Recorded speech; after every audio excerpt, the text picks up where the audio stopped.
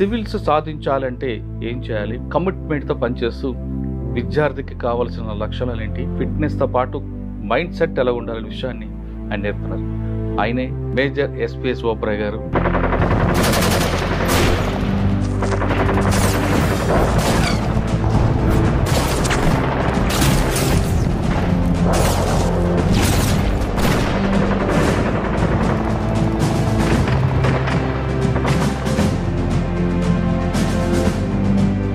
Major గారు మీకు చేసిన సర్వీస్ చెప్పండి. నేను 2004లో ఆర్మీ జాయిన్ అయ్యాను sir.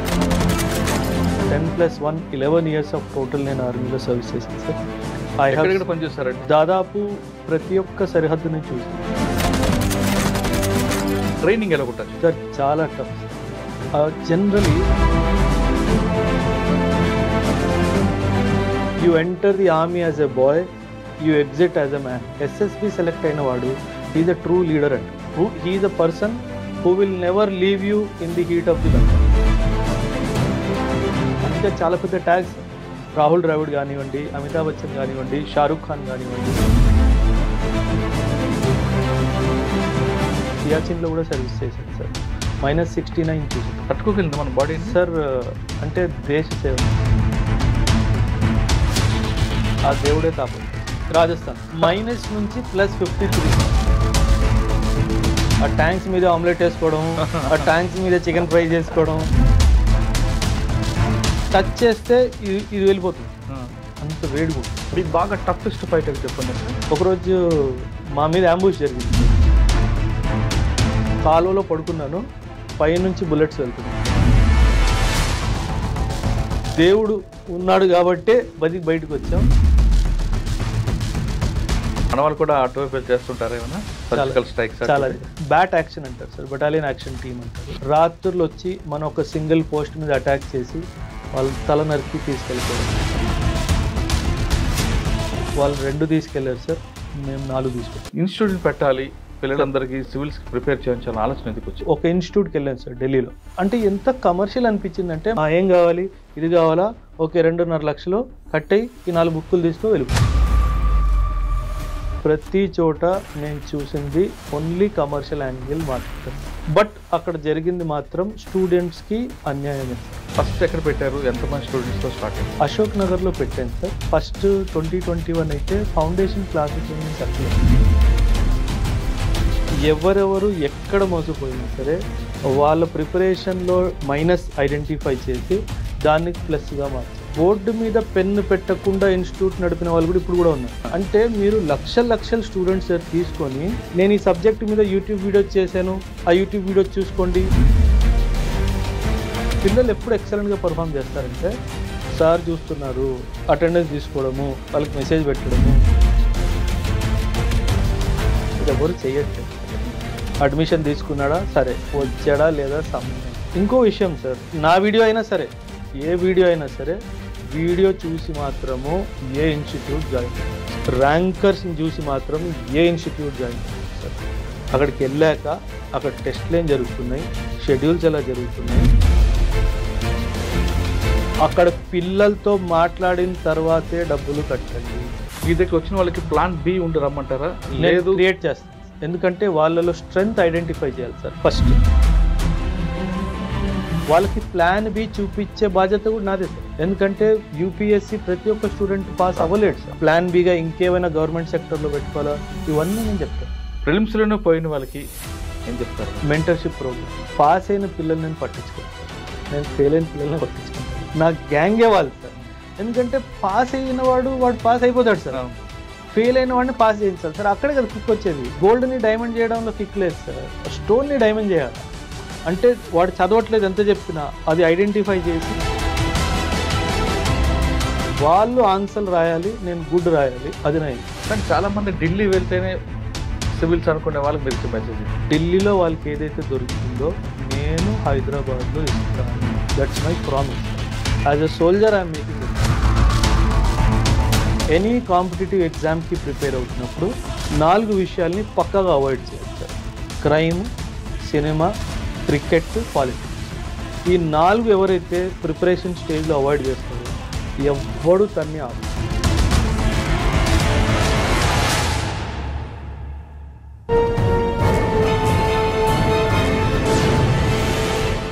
Welcome to I dream.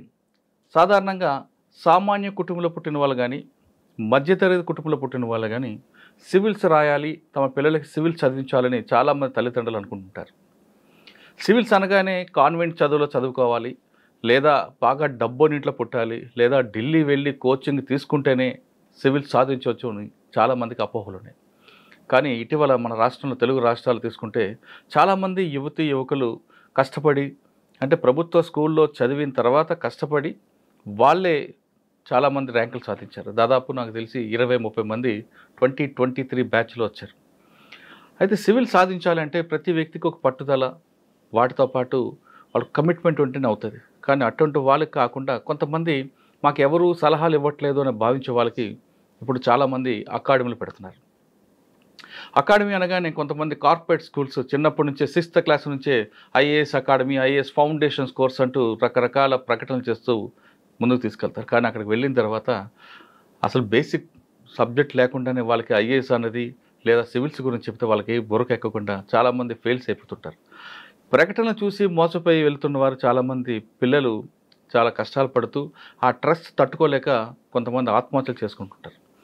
అటువంటి కల్చర్ నుంచి బయటకు తీసుకురావాలని కొంతమంది ప్రొఫెషనల్గా అకాడమీలు పెడుతూ ఎవరైతే సివిల్స్ రాయాలి, ఆ గోల్ రీచ్ అవ్వాలనుకుంటున్నారో వాళ్ళందరికీ మంచి కోచింగ్ ఇస్తూ, కమర్షియల్గా కాకుండా కోచింగ్ ఇస్తూ వాళ్ళకి దేశ సర్వీస్ కోసం, దేశానికి సేవ చేయడం కోసం పంపిస్తున్నారు.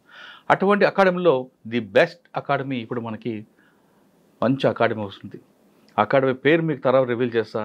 కానీ అకాడమీ ఉన్న దానికి CEO, చైర్మన్, ఫౌండర్ మాత్రం కమిట్మెంట్తో పనిచేస్తూ విద్యార్థికి కావాల్సిన లక్షణాలు ఏంటి, సివిల్స్ సాధించాలంటే ఏం చేయాలి, ఆ కమిట్మెంట్ గోల్ రీచ్ అవ్వాలంటే ఎంత పట్టుదల ఉండాలి, ఫిట్నెస్తో పాటు మైండ్ సెట్ ఎలా ఉండాలనే విషయాన్ని ఆయన నేర్పుతున్నారు.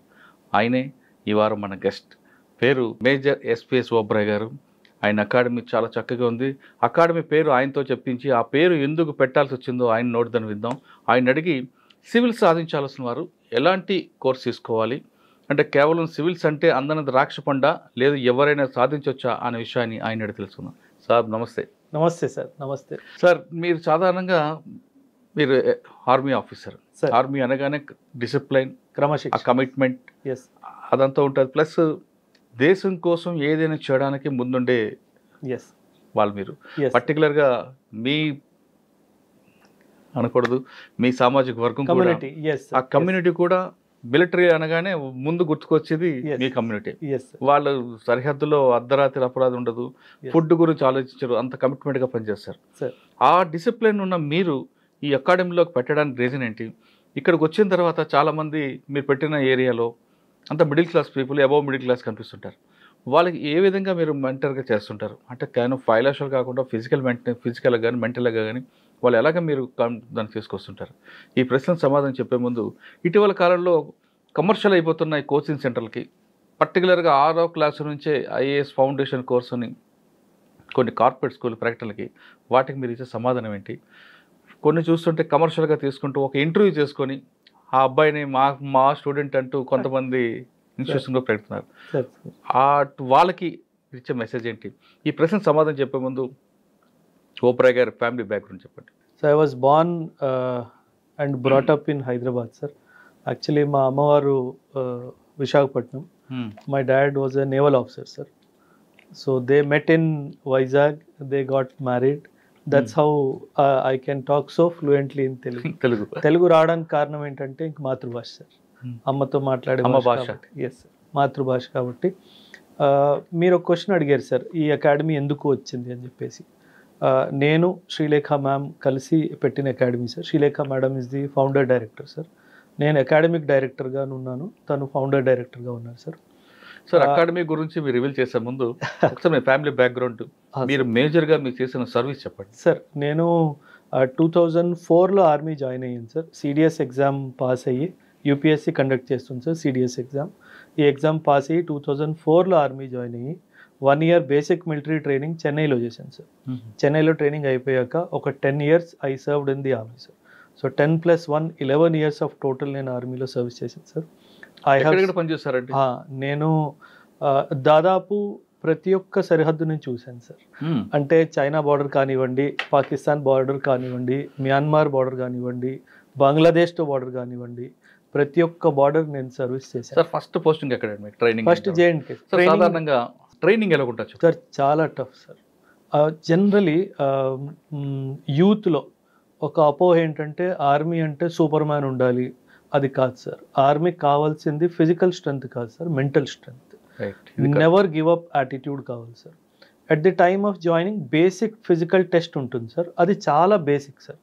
అది గనక మీకుంటే, మెంటల్ స్ట్రెంగ్త్ స్ట్రాంగ్ ఉంటే గనక దాని మీద ఫిజికల్ స్ట్రెంగ్త్ బిల్డప్ చేయాలి సార్. సో అదే సిద్ధాంతం పట్టుకొని 1 year బేసిక్ మిలిటరీ ట్రైనింగ్స్లో ఆర్మీలో ఒక స్లోగన్ ఉంది sir. You enter the army as a boy, you exit as a man. ఒక అబ్బాయిని ఒక పురుషుడిలా మారుస్తుంది సార్ ఆర్మీ.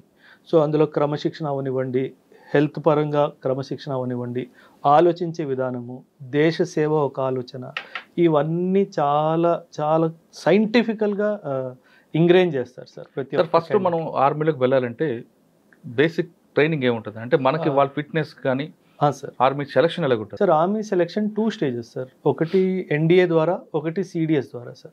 ఎన్డీఏ ద్వారా వచ్చే ట్రైనింగ్ ఇంటర్మీడియట్ తర్వాత ఇమీడియట్లీ వెళ్ళిపోవాలి సార్. 16 to 19.5 years వరకు ఏజ్ బ్రాకెట్లో వాళ్ళు వెళ్ళిపోవచ్చు.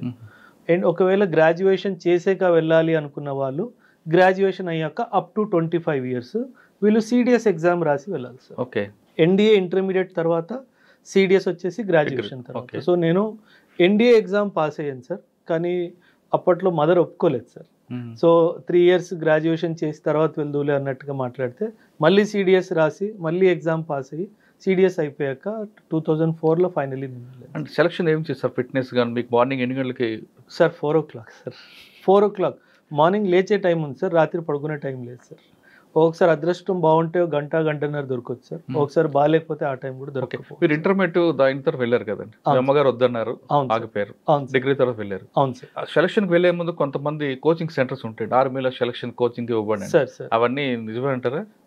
ఉన్నాయి సార్, కొన్ని ఉన్నాయి సార్. కాకపోతే ఆర్మీ సెలక్షన్ ఇంటర్వ్యూ ఫేజ్ చాలా ఇంపార్టెంట్ సార్ ఆర్మీ సెలక్షన్కి. దాన్ని సర్వీస్ సెలక్షన్ బోర్డ్ అంటారు సార్, ఎస్ఎస్బి అని అంటారు సార్. దానికి సంబంధించి చాలా కోచింగ్ ఇన్స్టిట్యూట్స్ ఉన్నాయి సార్. కానీ నా పర్సనల్ ఎక్స్పీరియన్స్తో నేను చెప్తున్నాను సార్, నేను ఆర్మీలో ఉన్నప్పుడు కూడా నేను ఒక సర్వీస్ సెలక్షన్ బోర్డులో యాజ్ ఎ సైకాలజిస్ట్గా కూడా నేను పనిచేశాను సార్. కాకపోతే మనం ఒక మనిషి సైకాలజీని అంత త్వరగా మార్చలేము సార్. ఎందుకంటే ఎస్ఎస్బిలో సైకాలజీ టెస్ట్ అవుతుంది సార్. నువ్వు ఎలాంటి మనిషివి, నీ ఆలోచన తీరేంటి, ఏమైనా నెగటివ్ డైమెన్షన్స్ ఉన్నాయా, ఇవన్నీ చూస్తారు సార్. అది యూపీఎస్సీ ఇంటర్వ్యూకి ఎస్ఎస్బి ఇంటర్వ్యూకి చాలా తేడా ఉంది సార్. యూపీఎస్సీ ఇంటర్వ్యూ ఒక 40 నిమిషాల్లో అయిపోయింది సార్. ఎస్ఎస్బి ఇంటర్వ్యూ 6 days నడుస్తుంది. 6 days they will test your social skills. మీ మాట్లాడే విధానము, నువ్వు ఉండే విధానము, నువ్వు బ్యారెక్స్లో ఎలా ఉంటున్నావు, మాట్లాడే విధానము, నువ్వు బట్టలు వేసుకునే విధానము, నువ్వు ఆలోచించే విధానము, నీకు ఒక స్ట్రెస్ ఇస్తే నువ్వు దాన్ని ఫేస్ చేసి ధైర్యం ఉందా, వేరే వాడిని ముందు దోసేస్తావా, ఇవన్నీ 6 days మిమ్మల్ని పెట్టి. అందుకే అంటారు సార్, ఎస్ఎస్బి సెలెక్ట్ అయిన వాడు హీఈస్ అ ట్రూ లీడర్ అంటారు sir. He's a person who will never leave you in the heat of the battle. ఎప్పుడైనా సరే నీ కోసం పోరాడతాడు అన్నట్టుగా అంటారు. అందుకే చాలా పెద్ద ట్యాగ్ సార్. రాహుల్ ద్రావిడ్ కానివ్వండి, అమితాబ్ బచ్చన్ కానివ్వండి, షారూక్ ఖాన్ కానివ్వండి, వీళ్ళు అందరూ కూడా ఎస్ఎస్బిలో రిజెక్ట్ అయ్యారు. సో ఆ లెవెల్ ఆఫ్ సెలక్షన్ ప్రాసెస్. ఇప్పుడు ఇంటర్మీడియట్ చదివాను ఒక అబ్బాయి, ఆ అబ్బాయి అందులోకి వెళ్ళాలనుకుంటే సార్ ఎన్డీఏ ఎగ్జామ్ రాయాలి సార్. యూపీఎస్సీ రాయాలంటే ఏం చేయాలి సార్? బేసిక్ ఏం ఉండాలంటే ఇంటర్మీడియట్ సబ్జెక్ట్ చాలా లేదండి. more or less UPSC standard questions, in fact difficult than that. Mathematics చాలా వెయిటేజ్ ఉంటుంది సార్ ఎన్డీఏలో. English and maths, science subjects మీద చాలా వెయిటేజ్ ఉంటుంది సార్. అండ్ అలాగే జనరల్ నాలెడ్జ్ సబ్జెక్ట్స్ కూడా ఉంటాయి సార్. రెండు సిడిఎస్లో కూడా అంతే సార్, ఎన్డీఏలో కూడా అంతే సార్. ఓకే, ఇందులో ఓవరాల్ టెస్ట్ అయిపోయింది అనుకోండి, next physical test. Physical test ఉంటుంది, followed by interview, followed by medicals. ఈ ఫిజికల్ టెస్ట్లో ఏం తీసుకుంటారు? చాలా ఉంటాయి సార్. అందులో ఇండివిజువల్ ఆబ్స్టకల్స్ ఉంటుంది, గ్రూప్ ఆబ్స్టకల్స్ అని ఉంటాయి, రన్నింగ్ రేస్ ఉంటాయి సార్. ఆర్మీ ఇండక్షన్ అనేది నువ్వు ఎంత వేగంగా పరిగెట్టగలవు అన్నది కాదు సార్. పోలీస్ టెస్ట్లా ఉండదు సార్, జనరల్లీ అలా అనుకుంటారు, అది కాదు సార్. ఆ టెస్ట్లో కూడా సైకాలజీ టెస్ట్ ఉంటుంది సార్. ఫర్ ఎగ్జాంపుల్, మిమ్మల్ని ఒక పోల్ మీద నిల్చోబెట్టి ఒక 2 feet 3 feet డిస్టెన్స్లో ఒక తాడు ఉంటుంది, మీరు జంప్ చేసి తాడు పట్టుకొని కింద దిగాలి. మీకు మెంటల్ బ్లాక్ ఉందనుకోండి, ఆ 3 feet డిస్టెన్స్ అయినా you will not take that leap. ఆ లీప్ తీసుకోవడానికి మీరు భయపడతారు. కాన్ఫిడెన్స్ వాక్, ఒక 20 feet హైట్ మీద ఒక 1/2 feet ప్లాంక్ మీద మీరు వాక్ చేసి చూపించాలి. It is called confidence walk. It is not to test your physical capacity sir, it is about mental. Completely mental complete mental. అంటే for a fraction of second వాడు తెలిసిపోతుంది వీడు భయపడుతున్నాడు అని. సో అక్కడ రిజెక్షన్ అయిపోతుంది. సో అది చాలా సైంటిఫికలీ డిజైన్ సార్. ఇప్పటిది కాదు sir, 18th century model sir. అదే మోడల్ ఇప్పుడు కంటిన్యూ అవుతుంది all across the world sir. It is sir అందులో వెళ్తుంటారు, మార్నింగ్ కంటిన్యూ పరిగెట్టిస్తుంటారు, ఒక ఆఫీసర్ అడిగి లీడ్ చేస్తుంటారు. అంటే అంతసేపు 5 kilometers 10 kilometers రన్ చేస్తుంటారు కదా, అంటే అక్కడ స్ట్రెంగ్త్ వాళ్ళ మెంటల్ సార్. బ్యాటిల్ లోడ్ తో 100 kilometers పరిగెట్టిన రోజు కూడా ఉన్నాయి సార్. ఎందుకంటే ఆర్మీలో సేయింగ్ ఉంది sir, after 5 kilometers you don't run by your legs, you run by your mind. Switch off అయిపోయి ఇంకా పరిగెడుతూనే ఉండాలి. సో మాకు చాలా కాంపిటీషన్స్ ఉంటాయి సార్. 40K రేస్ బ్యాక్ ఉంటుంది, 20K రేస్ బ్యాక్స్ ఉంటాయి. బ్యాటిల్ లోడ్తో సహా, not only civil dress or something, మీ మీద బ్యాటిల్ లోడ్ కూడా ఉంది, మీ వెపన్ లోడ్ ఉంది, బ్యాటిల్ లోడ్ ఉంది, అవన్నీ వేసుకొని రావాలి. So it test your limits sir. అక్కడ కూడా మీకు మార్నింగ్ బ్రేక్ఫాస్ట్ కానీ లేదా లంచ్ ఇచ్చినప్పుడు దానికి ఒక టైం పీరియడ్ ఉంటుంది, ఆ టైంలోనే తినాలంటే. Exactly sir. మీకు ఇంట్లో కూర్చొని హ్యాపీగా తిరిగ్గా తిన్నట్టు ఆర్మీలో ఉండదు సార్. You will get 4-5 minutes if you're lucky to eat your meal. కానీ చాలా న్యూట్రిషియస్ ఫుడ్ ఉంటుంది సార్. మనం అసలు ఆ లెవెల్కి మనం ఇంట్లో ఎప్పుడు రీచ్ అవ్వలేము సార్. ఏం పెడతారండి మార్నింగ్ బ్రేక్ఫాస్ట్? అంతే sir, all protein diet, protein, carbohydrates. ఎందుకంటే ఆ ఎనర్జీ లెవెల్స్కి వాళ్ళు చేయించే డే టు డే చర్యకి అంతా ఎనర్జీ కావాలి సార్. చాలా ఎక్సలెంట్ ఫుడ్. ఎందుకంటే there are officers who are posted to ensure that every cadet gets the required nutrition for the day. మరి మీరు మిస్ అవ్వడానికి లేదు. మీ కుర్చీ ఉంటుంది, మీ టేబుల్ ఉంటుంది, మీ చైర్ ఉంటుంది, మీ ప్లేట్ ఉంటుంది. మీరు మిస్ అయిపోతే అందులో క్రాస్ అవుతుంది, then you have to give, దానికి పనిష్మెంట్ ఉంది. ఫుడ్ తినకపోవడానికి కూడా పనిష్మెంట్ ఉంది. ఫుడ్ తినకపోవడం వేస్ట్ చేసిన పనిష్మెంట్ అది 100%. అది 100%. So you have to give an explanation why you did not come for a particular meal. దానికి చాలా సివియర్ పనిష్మెంట్. ఒక మార్నింగ్ లేపుతారు, 4 o'clock లేపుతారు సార్. రన్నింగ్ అన్నీ అవుతాయి సార్. బ్రేక్ఫాస్ట్ టైం ఒక 40 minutes ఇస్తారు అనుకోండి. లేదండి, 15 minutes. లేదండి, 4 to 5 minutes. అంతమంది ఎలా తింటారండి? దట్ ఈస్ అంత పెద్ద డైనింగ్ హాల్ ఉంటుంది సార్, 2000 members కూర్చొని తినొచ్చు ఒక్కటే టైంలో అట్ వన్స్. అంతమంది వెయిటర్స్ ఉంటారు మిమ్మల్ని సర్వ్ చేయడానికి. చాలా ఎక్సలెంట్ అరేంజ్మెంట్ సార్. అది బియాండ్ ఇమాజినేషన్. కానీ ఒక్కొక్కసారి weekly once monthly once bada khana ఉంటుంది. అది bada khana after the training sir. మనం యూనిట్కి వెళ్ళాక డెఫినెట్లీ అది bada khana is a informal gathering with the troops. వాళ్ళకి ఏమైనా కష్టాలు ఉంటే మాట్లాడడానికి. So bada khana is basically troops. ఎందుకంటే నార్మల్గా unit life is very strict sir. So వాళ్ళకి కూడా ఒక ఎంటర్టైన్మెంట్ ఫ్యాక్టర్ ఉండాలి అనే డైమెన్షన్లో బడాఖానా పెడతారు సార్. అది కూడా చాలా బాగుంటుంది sir. Bada khana was my favourite time. ఎందుకంటే వాళ్ళు సార్ ఆఫీసర్ అని మర్చిపోయి వాళ్ళ మనసులో ఉన్న మాట చెప్పుకుంటారు సార్. అది చాలా బాగుంటుంది. ట్రైనింగ్ అయిన తర్వాత ఫస్ట్ పోస్టింగ్ ఎక్కడ ఇస్తారండి? హవల్దార్ ఇస్తారా? డిపెండ్ సార్, మీకు ఏ రెజిమెంట్ అలాట్ అయిందో. ఇప్పుడు యూపీఎస్సీలో అలాగా ఐఏఎస్ వచ్చిందా, ఐపీఎస్ వచ్చిందా, అలాగా మీకు ఇన్ఫెంట్రీ వచ్చిందా, ఆర్టిలరీ వచ్చిందా, దాన్ని బట్టి ఆ ప్రెజెంట్ ఆ యూనిట్ ఎక్కడుంది దాన్ని బట్టి కొందరికి ఫీల్డ్ వస్తుంది సార్, కొందరికి పీస్ వస్తుంది సార్. నేను 10 years సర్వీస్ చేశాను సార్. అదృష్టం దురదృష్టం తెలియదు కానీ ఆల్ 10 years ఫీల్డ్లోనే ఉన్నాను సార్. మీ దగ్గరకు వద్దామని మీరు ట్రైనింగ్ అయింది సార్. ఫస్ట్ పోస్టింగ్ ఎక్కడ? ఫస్ట్ పోస్టింగ్ మానస్ బల్ అని చెప్పేసి యూఏవి బేస్ ఉంది సార్. అక్కడ నేను ఉన్నాను సార్. 18 months అక్కడ ఉన్నాను సార్. అక్కడ నుంచి మళ్ళీ రాజస్థాన్. సార్ ఒకసారి మన ఫస్ట్ పోస్టింగ్ వెళ్తే సార్, ఇక్కడ మీరు విశాఖపట్నంలో అంతా స్వెట్టింగ్ ఏరియా. అది మనకి నాది విశాఖపట్నం కాబట్టి మనం నిల్చున్నా కూర్చున్నా సమ్మర్లో అయినా మనకి స్వెట్ వస్తూనే ఉంటుంది. అటువంటి బాడీ మనకు అలవాటు అయిపోయింది. ఈ బాడీని తీసుకొని కంప్లీట్ గా మీరు అస్సలు కల్చరల్ షాక్ సార్. ఎందుకంటే అదొకటే కాదు సార్, నేను సియాచిన్ లో కూడా సర్వీస్ చేశాను సార్. -69 చూసాను సార్. తట్టుకోగలిగింది మన బాడీ సార్. అంటే దేశ సేవ సార్. ఆ దేవుడే కాపాడతాడు సార్. లిటరల్ గా ఫస్ట్ పోస్టింగ్ మీరు ఎక్కడికి వెళ్ళొచ్చు? లే ఎలాగుందండి అక్కడ? Leh is very cold place sir. In fact Leh is known to be the highest battle field in the world sir. ఆ హైట్లో ఇంకెక్కడ బ్యాటిల్ ఫీల్డ్ లేదు సార్. సో అక్కడ ఒక ఎయిర్ స్ట్రిప్ ఉంది సార్ మనది, చాలా ఇంపార్టెంట్ ఎయిర్ స్ట్రిప్ స్ట్రాటజికలీ మనకి. ఆ ఎయిర్ స్ట్రిప్ని సేఫ్ గార్డ్ చేసే బాధ్యత మాది సార్. ఫ్రమ్ ది చైనీస్ కానీ ఫ్రమ్ ది పాకిస్తానీస్ కానీ దాన్ని కాపాడే బాధ్యత మాది. ఎందుకంటే నార్దర్న్ కమాండ్ జేఎండ్కేలో హై ఆల్టిట్యూడ్లో ఉన్న యూనిట్స్ అన్నిటికీ ఎక్విప్మెంట్ కానీ ఆర్మమెంట్ కానీ ఫుడ్ సప్లైస్ కానీ ఆ ఎయిర్ స్ట్రిప్స్ ద్వారానే వస్తుంది సార్. అంటే base point base point sir. So అక్కడ మీరు వెళ్ళిన తర్వాత మీరు ఎవరు రిపోర్ట్ చేశారు అక్కడ? మా unit commanding officer sir. Unit commanding officer ఒక యూనిట్ ఇచ్చేస్తారు సార్. ఆ యూనిట్కి ఈ ఏరియా అంతా రెస్పాన్సిబిలిటీ మీదే అన్నట్టు ఇస్తారు సార్. సో మా యూనిట్ మీకు ఇచ్చిన రెస్పాన్సిబిలిటీ ఎన్ని కిలోమీటర్ ఉందండి? ఒక 29 కిలోమీటర్ స్ట్రెచ్ ఉంటుంది. 29 కిలోమీటర్ మీరు ఒక్కరేనా? నేను ఒక్కడిని కాదు సార్, మొత్తం battalion sir. 1200 to 1400 soldiers sir. 31 officers sir. 31 officers, అందులో నేను ఒక్కడిని. So it is a team effort sir. It is not that we are doing it all alone. ఇలాంటివి మీరు అడుగుతున్నవి కౌంటర్ ఇన్సర్జెన్సీలో, కౌంటర్ టెర్రరిస్ట్ ఆపరేషన్స్లో పోస్ట్ రెస్పాన్సిబిలిటీస్ ఉంటాయి. అవి వేరే, అది వేరే. అక్కడ వెళ్ళారు, జాయిన్ అయ్యారు, ఇంటికి వెళ్ళాలి, అమ్మని చూడాలి అనిపించలేదా సార్? చాలా ఉంటుంది సార్. జనరలీ అసలు మనం ఊహించలేము సార్. ఇప్పుడు మనము ఎవరితో మాట్లాడాలన్నా చూడాలన్నా ఫోన్ తీసుకొని వీడియో కాల్ చేసేస్తాం సార్.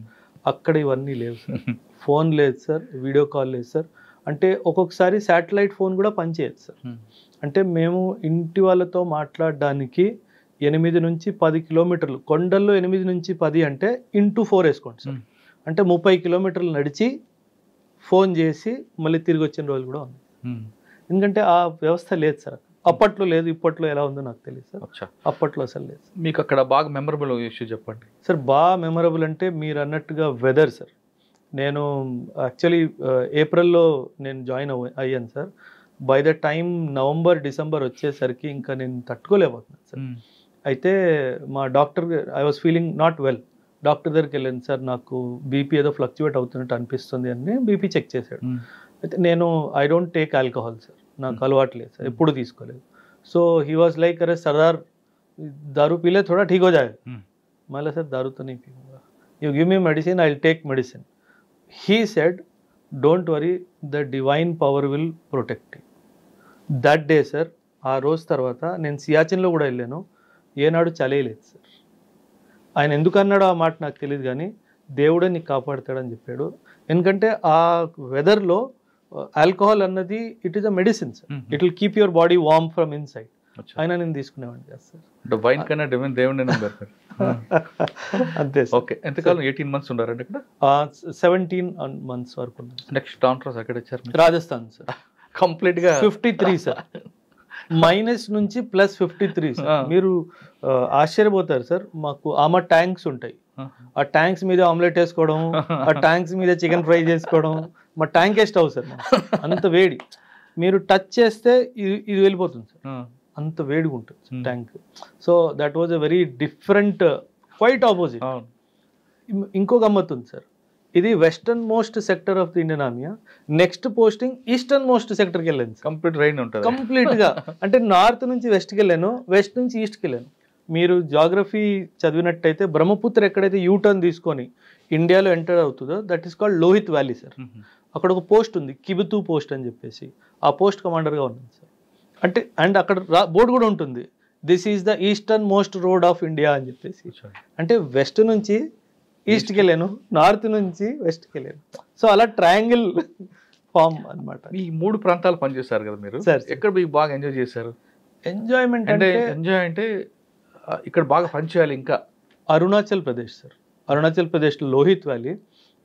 అప్పట్లో సార్, నేను ఎర్లీ 2000 విషయం నేను చెప్తున్నాను, మన రోడ్ ఇన్ఫ్రాస్ట్రక్చర్ కానీ అసలు ఏం లేదు సార్, అస్సలు ఏమీ లేదు sir.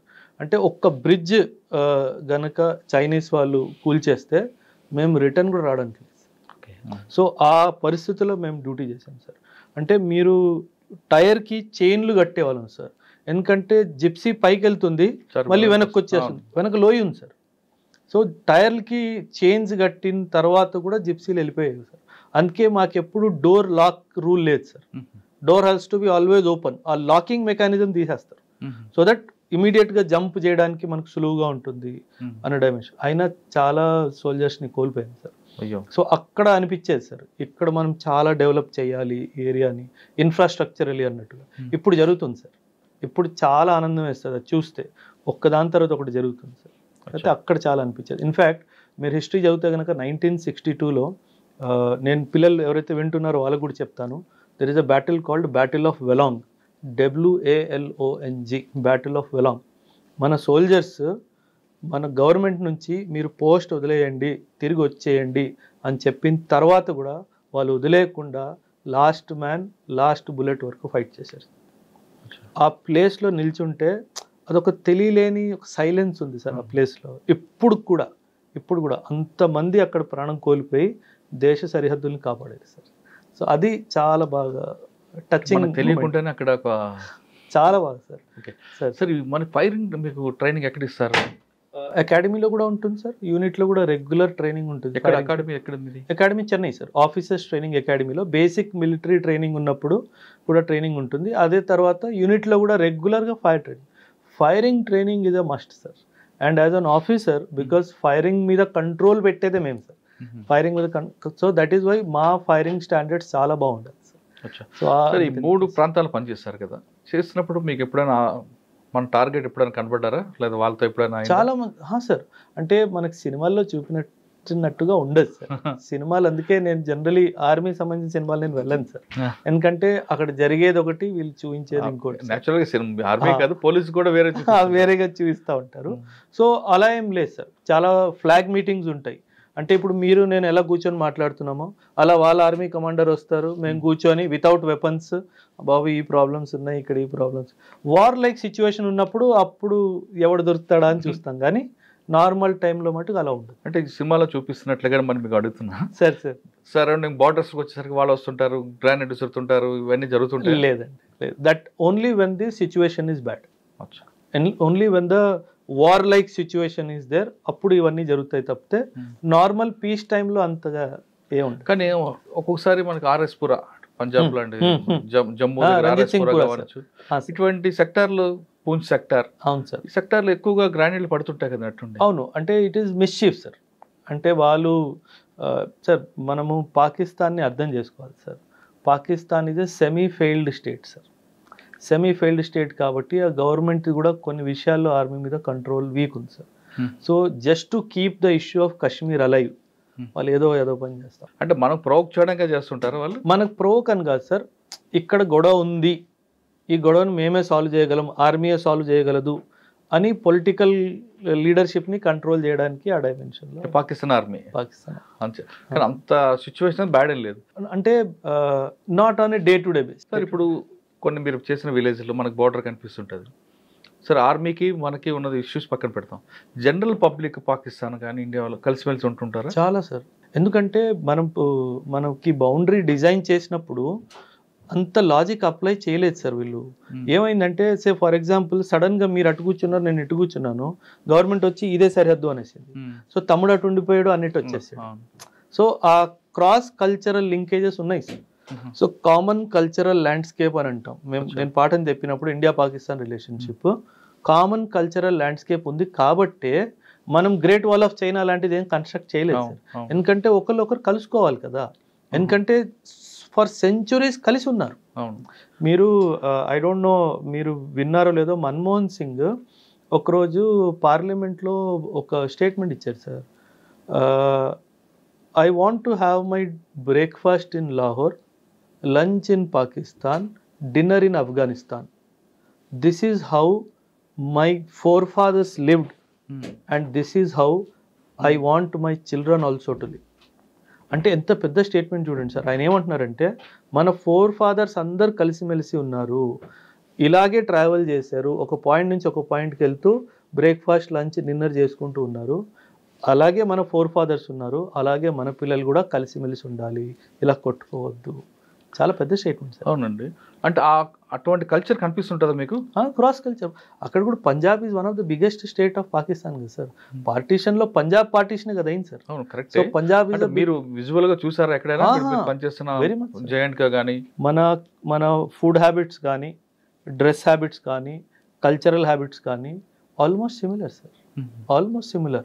Language they use Punjabi is one of the most spoken language, Urdu is another language. అంటే వాళ్ళ రిలేషన్ కూడా అలాగే ఉందంటారా? Yes very much. అంటే ఓన్లీ ఆర్మీ మధ్యన వార్ ఇదంతే, పబ్లిక్ వార్ కాదు? లేదండి, సివిల్స్ వార్ కాదు అసలు, ఎప్పుడు లేదు సార్, ఎప్పుడు లేదు. They admire Indians like anything, because the kind of మనకు దొరికే లిబర్టీ, స్వేచ్ఛ వాళ్ళకి దొరకలేదు. సెకండ్ పోస్ట్ ఎక్కడికి వచ్చారండి? రాజస్థాన్ తర్వాత then north east, Arunachal Pradesh, దాని తర్వాత అస్సాంలో insurgency, north east insurgency fight చేసింది సార్. ఒక 3 years వరకు నార్త్ ఈస్ట్ ఉల్ఫా, NSCN వీళ్ళందరికీ మేము NDFB బోడోస్ చాలా, అంటే నా టఫెస్ట్ పోస్టింగ్ అంటే north east insurgency, because north east insurgents are very good in ambush. వాళ్ళు అటాక్ చేసే విధానం చాలా చాలా అక్యురేట్ గా చేస్తారు సార్. సో అది తప్పించుకోవడం అన్నది చాలా చాలా. మీరు చెప్పిన అస్సాం, మేఘాలయ ప్రాంతాలు పనిచేస్తారు కదా, బోడో ఒకప్పుడు బోడో ఒకప్పుడు సార్, ఇప్పుడు లేదు. అవును సార్. వాళ్ళ అంబుష్ ఎలా చేసేవారంటే, అంటే గెరిల్లా టైపా లేదా? Guerrilla ambush sir, guerrilla ambush. And sir మనము వాళ్ళని ఎథనికల్గా చూస్తే they are fighting race sir. వాళ్ళు ఫైట్ చేయడానికే పుట్టారు సార్. ఓహో. సో వాళ్ళకి అది న్యాచురల్గా ఉంది లోపల, అంటే ఒక ఆలోచించే తీరు, జీన్స్ ఉంది, చాలా స్ట్రాంగ్ సార్. ఎందుకంటే అండ్ వాళ్ళకి వాళ్ళ ల్యాండ్ చాలా బాగా తెలుసు సార్. అంటే మీరు ఒక ఇన్సిడెంట్ చెప్తాను సార్ నేను మీకు, మీరు ఆశ్చర్యపోతారు. ఒకరోజు ఒక ఇంటి వచ్చింది, ఒక ఉల్ఫా లీడరు ఒక విలేజ్లో ఒక ఇంట్లో కూర్చొని ఉన్నాడు. సో మొత్తం కార్డన్ చేసి చుట్టుముట్టేసి నేను అటాక్ లాంచ్ చేశాను సార్. నేను ఫ్రంట్ డోర్ నుంచి ఎంటర్ అయ్యాను సార్. ఆయన వెనక డోర్ ఓపెన్ చేసుకొని పెద్ద లోయ sir. He just jumped in to the valley. అయ్యో. ఐఎమ్ లైక్ వీడు ఆత్మహత్య చేసుకున్నాడు అంటే విలేజర్స్ నవ్వారు. ఏం నవ్వుతున్నారు అని అడిగితే, సార్ కింద ఎంత బుషి ఉంటుందంటే వాడికి ఏం కాదు అని. నాకు తెలియదు ఆ విషయం, నాకు తెలిసి ఉంటే నేను కూడా జంప్ చేసేవాడిని కదా. సో ఇలా వాళ్ళకి ల్యాండ్ గురించి ఉన్న అవగాహన మనకు లేదు సార్. సో అందుకే they are very very potential, అంటే క్లినికల్ ప్రెసిషన్ తోటి స్ట్రైక్ చేస్తారు సార్. చాలా అక్యురేట్గా వాళ్ళు అంబుష్ పడతారు సార్. చాలా కష్టం. మీరు ఒక సినిమా వచ్చింది అజయ్ దేవగన్ది, Hindi cinema sir, Tango Charlie అని చెప్పేసి. ఆ సినిమాలో కొంచెం వరకు నిజం ఎలా జరుగుతుందో అలా చూపించాడు సార్. చాలా బ్రూటల్ ఉంటుంది. మీకు బాగా టఫెస్ట్ ఫైట్ చెప్పండి. అక్కడ ట్యాంగో చార్లీ చెప్తున్నాను కదా, ఇన్సర్జెన్సీలో ఒకరోజు మా మీద అంబుష్ జరిగింది సార్. టీ గార్డెన్లో కాలువల్లాగా ఉంటాయి సార్. కాలువలో పడుకున్నాను, పైనుంచి బుల్లెట్స్ వెళ్తున్నాయి సార్. తల పైకి తీస్తే పేలిపోతుంది సార్. అంటే 17-18 minutes క్రాస్ ఫైరింగ్ జరిగింది సార్. దేవుడు ఉన్నాడు కాబట్టే బయటకు వచ్చాం. లేకపోతే నేను ఇప్పుడు ఇది రూమ్ అనుకోండి సార్, నా గోడ మీద అన్ని బుల్లెట్ మార్క్స్ ఉండేవి. నా బెడ్ పక్కన AK-47 కాక్ చేసుకొని పడుకునేవాడు. సో చాలా టఫ్ టైమ్స్ చూసాను సార్ ఆర్మీలో. సో ఇవన్నీ గుర్తు చేసుకుంటే గూస్ బంప్స్ వస్తాయి సార్. ఇప్పుడు గూస్ బంప్స్ వస్తాయి, నాకే వస్తున్నాయి. చాలా చాలా ఇట్ వాజ్ వెరీ. నేను అందుకే నా పిల్లలు చెప్తాను సార్ ఇన్స్టిట్యూట్లో కూడా, మీకు అడ్డంకులు వస్తున్నాయి, ఆబ్స్టకల్స్ వస్తున్నాయి అంటే nature wants you to rise above the obstacle. Obstacle రావట్లేదు అంటే మీరు దారి తప్పిపోయారు. మీకు అడ్డంకులు వస్తున్నారంటేనే మీరు కరెక్ట్ దారిలో ఉన్నారు.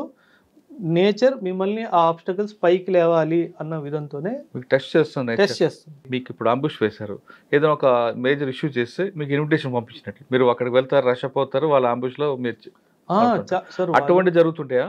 లేదు డైరెక్ట్ గానే నీకు పలానా దగ్గర ఉన్నావు రండి అంటూ వాళ్ళు? లేదు, అలా మనకి ఇన్ఫర్మేషన్ ఇవ్వరు సార్ వాళ్ళు.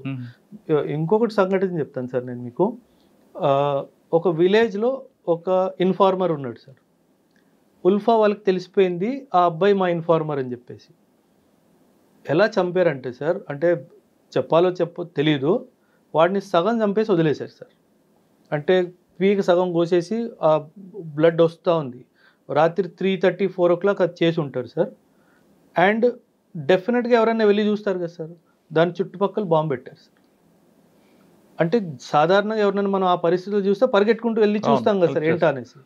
పక్క కొండ మీద కూర్చొని మా ట్రూప్స్ వెళ్ళంగానే బటన్ నొక్కాడు సార్, ఇంకో బాంబు వెళ్ళింది సార్, 6 మంది పోయారు సార్. అంత బ్రూటల్గా చేస్తారు sir. So it is not a joke that is happening sir. అందుకే ఆర్మీ కమిట్ అయిపోయింది సార్. నార్త్ ఈస్ట్ ఇన్సర్జెన్సీలో మన ఆర్మీ చాలా ఇదిగా కమిట్ అయిపోయింది. అది మనం గుర్తించాలి సార్. సో ఆ సిచ్యువేషన్స్ నుంచి బయట రావాలి, మన ట్రూప్స్ని సేఫ్ గార్డ్ చేసుకుంటూ బయట రావాలి, ఏ సివిలియన్కి ఏం కాకుండా చూసుకోవాలి. అది చాలా పెద్ద బాధ్యత సార్. అంటే మీరు పనిచేస్తున్న ఆ ప్రాంతంలో ఆర్మీ అనేది కేవలం ఫైట్ ఒకటే కాకుండా ఇంటెలిజెన్స్ డిపార్ట్మెంట్ కానీ లేదా సోషో ఎకనామిక్ ప్రాబ్లమ్స్ సాల్వ్ చేయడంలో కానీ డెవలప్మెంట్ ఇష్యూలో కానీ చాలా మీది ఉందా? చాలా సార్. ఆపరేషన్ సద్భావన అనే ప్రోగ్రామ్ ఉంది సార్. ఒక నా పర్సనల్ ఎక్స్పీరియన్స్ నేను చెప్తాను సార్. గర్ల్స్ది హై స్కూల్ ఉంది సార్, గర్ల్స్ హై స్కూల్ ఉంది.